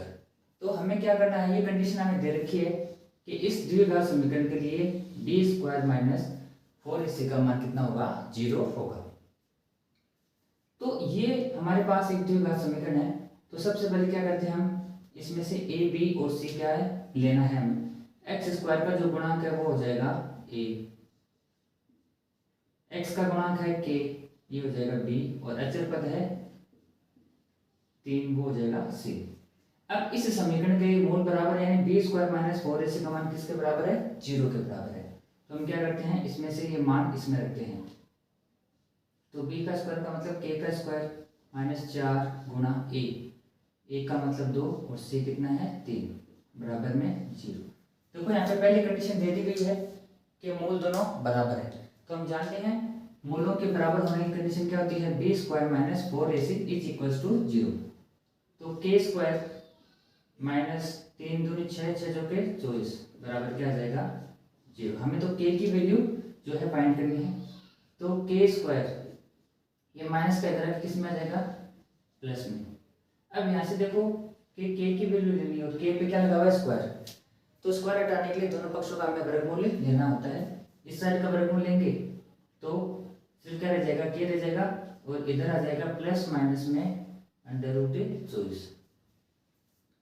अब ये प्लस माइनस में इसलिए है क्योंकि जो भी वर्गमूल लेते हैं तो हमेशा प्लस और माइनस में आता है। क्वेश्चन की कंडीशन के अकॉर्डिंग हम क्या कर देते हैं, माइनस को छोड़ देते हैं। कभी लंबाई पैसे ये चीजें क्या होती है, कभी माइनस में नहीं आती है, इसलिए माइनस वाली वैल्यू को हम क्या कर देते हैं, छोड़ देते हैं। तो अब देखो इसमें क्या करना होगा कि प्लस माइनस 24 को हम क्या लिख सकते हैं, 6 चौके 24। तो 4 का वर्गमूल होता है 2, तो 2 आ जाएगा बाहर और ये आ जाएगा 6। तो k का मान कितना आ जाएगा, प्लस माइनस 2√6। इसी प्रकार से अपना दूसरा क्वेश्चन है, लेकिन इसमें क्या है कि हमारे पास एक द्विघात समीकरण का व्यापक रूप नहीं दिया गया है। उसमें हम क्या करेंगे, इसको कन्वर्ट करना पड़ेगा। इस समीकरण को हमें एक प्रॉपर जो है रूप में क्या करना पड़ेगा, कन्वर्ट करना पड़ेगा। अब kx को x से गुणा करेंगे तो क्या आ जाएगा, kx स्क्वायर। kx को 2 से गुणा किया तो माइनस का 2kx और प्लस में क्या आ गया 6। इसको हमने सिंपलीफाई कर लिया है। तो अब इससे a की वैल्यू लेते हैं, एक्स स्क्वायर का गुणांक क्या है k, अचर पद है कितना 6, और x का जो गुणांक होगा ना वो क्या होगा, इसका b की वैल्यू होगी जो कितना है, x का गुणांक ये माइनस का 2k और अचर पद है 6। अब इसके मूल बराबर है तो कंडीशन क्या होती है मूल बराबर होने की, बी स्क्वायर माइनस 4ac बराबर 0।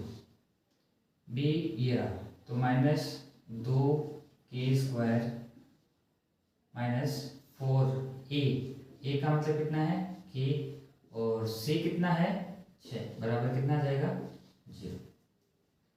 माइनस की संख्या का स्क्वायर करते हैं तो प्लस में बन जाती है, 2 का स्क्वायर कितना आ गया 4 और k का स्क्वायर आ जाएगा k स्क्वायर। 6 चौके 24 तो यह आ जाएगा 24k बराबर 0। अब देखो इनमें से एक तो कॉमन आ रहा है 4, k कॉमन आ रहा है, 4k कॉमन आ रहा है तो इधर क्या रह गया k, और इसमें से 4 का भाग चला गया ना तो रह जाएगा 6, ये आ गया बाहर बराबर में क्या आ गया 0। इसको हम 4 को इस 0 के नीचे भेज सकते हैं। देखो भेजने को तो k को भी 0 के नीचे भेज सकते हैं, लेकिन k की तो हमें वैल्यू फाइंड करनी है। तो सिर्फ क्या रह जाएगा इधर k रह जाएगा और 4 इसके नीचे आके क्या बन जाएगा 0 बन जाएगा। तो उसको आगे स्टेप में क्या लिख सकते हैं k और k माइनस 6 बराबर 0। अब क्या मतलब हुआ कि ये k और बीच में निशान है यहाँ पे गुणा का, k गुणा k माइनस 6 गुणा के आपस में कितना आ रहा है 0। इसका मतलब क्या हो गया कि या तो क्या है k बराबर 0 है, कि ये दोनों संख्याएं गुणा आपकी क्या आ रही है, 0 आ रही है। इसका मतलब यहाँ तो क्या है, k बराबर 0 है, तो k की एक वैल्यू क्या आ गई, 0। दूसरा, यदि k माइनस 6 बराबर 0, तब k की वैल्यू क्या आ जाएगी, प्लस का 6। तो हमारे पास यहाँ से k की दो वैल्यू निकल के आ गई है, एक तो 0 और एक है 6। ध्यान रखना, हम क्या करते हैं कि इस 4k को इधर भेज देते हैं इसके नीचे, तो ये पूरा 0 बन जाता है। लेकिन हमें k की तो वैल्यू चाहिए, सिर्फ हमें किसको भेजना है, 4 को भेजना है। तो ये हमारे पास किसकी वैल्यू आ चुकी है, k की वैल्यू आ चुकी है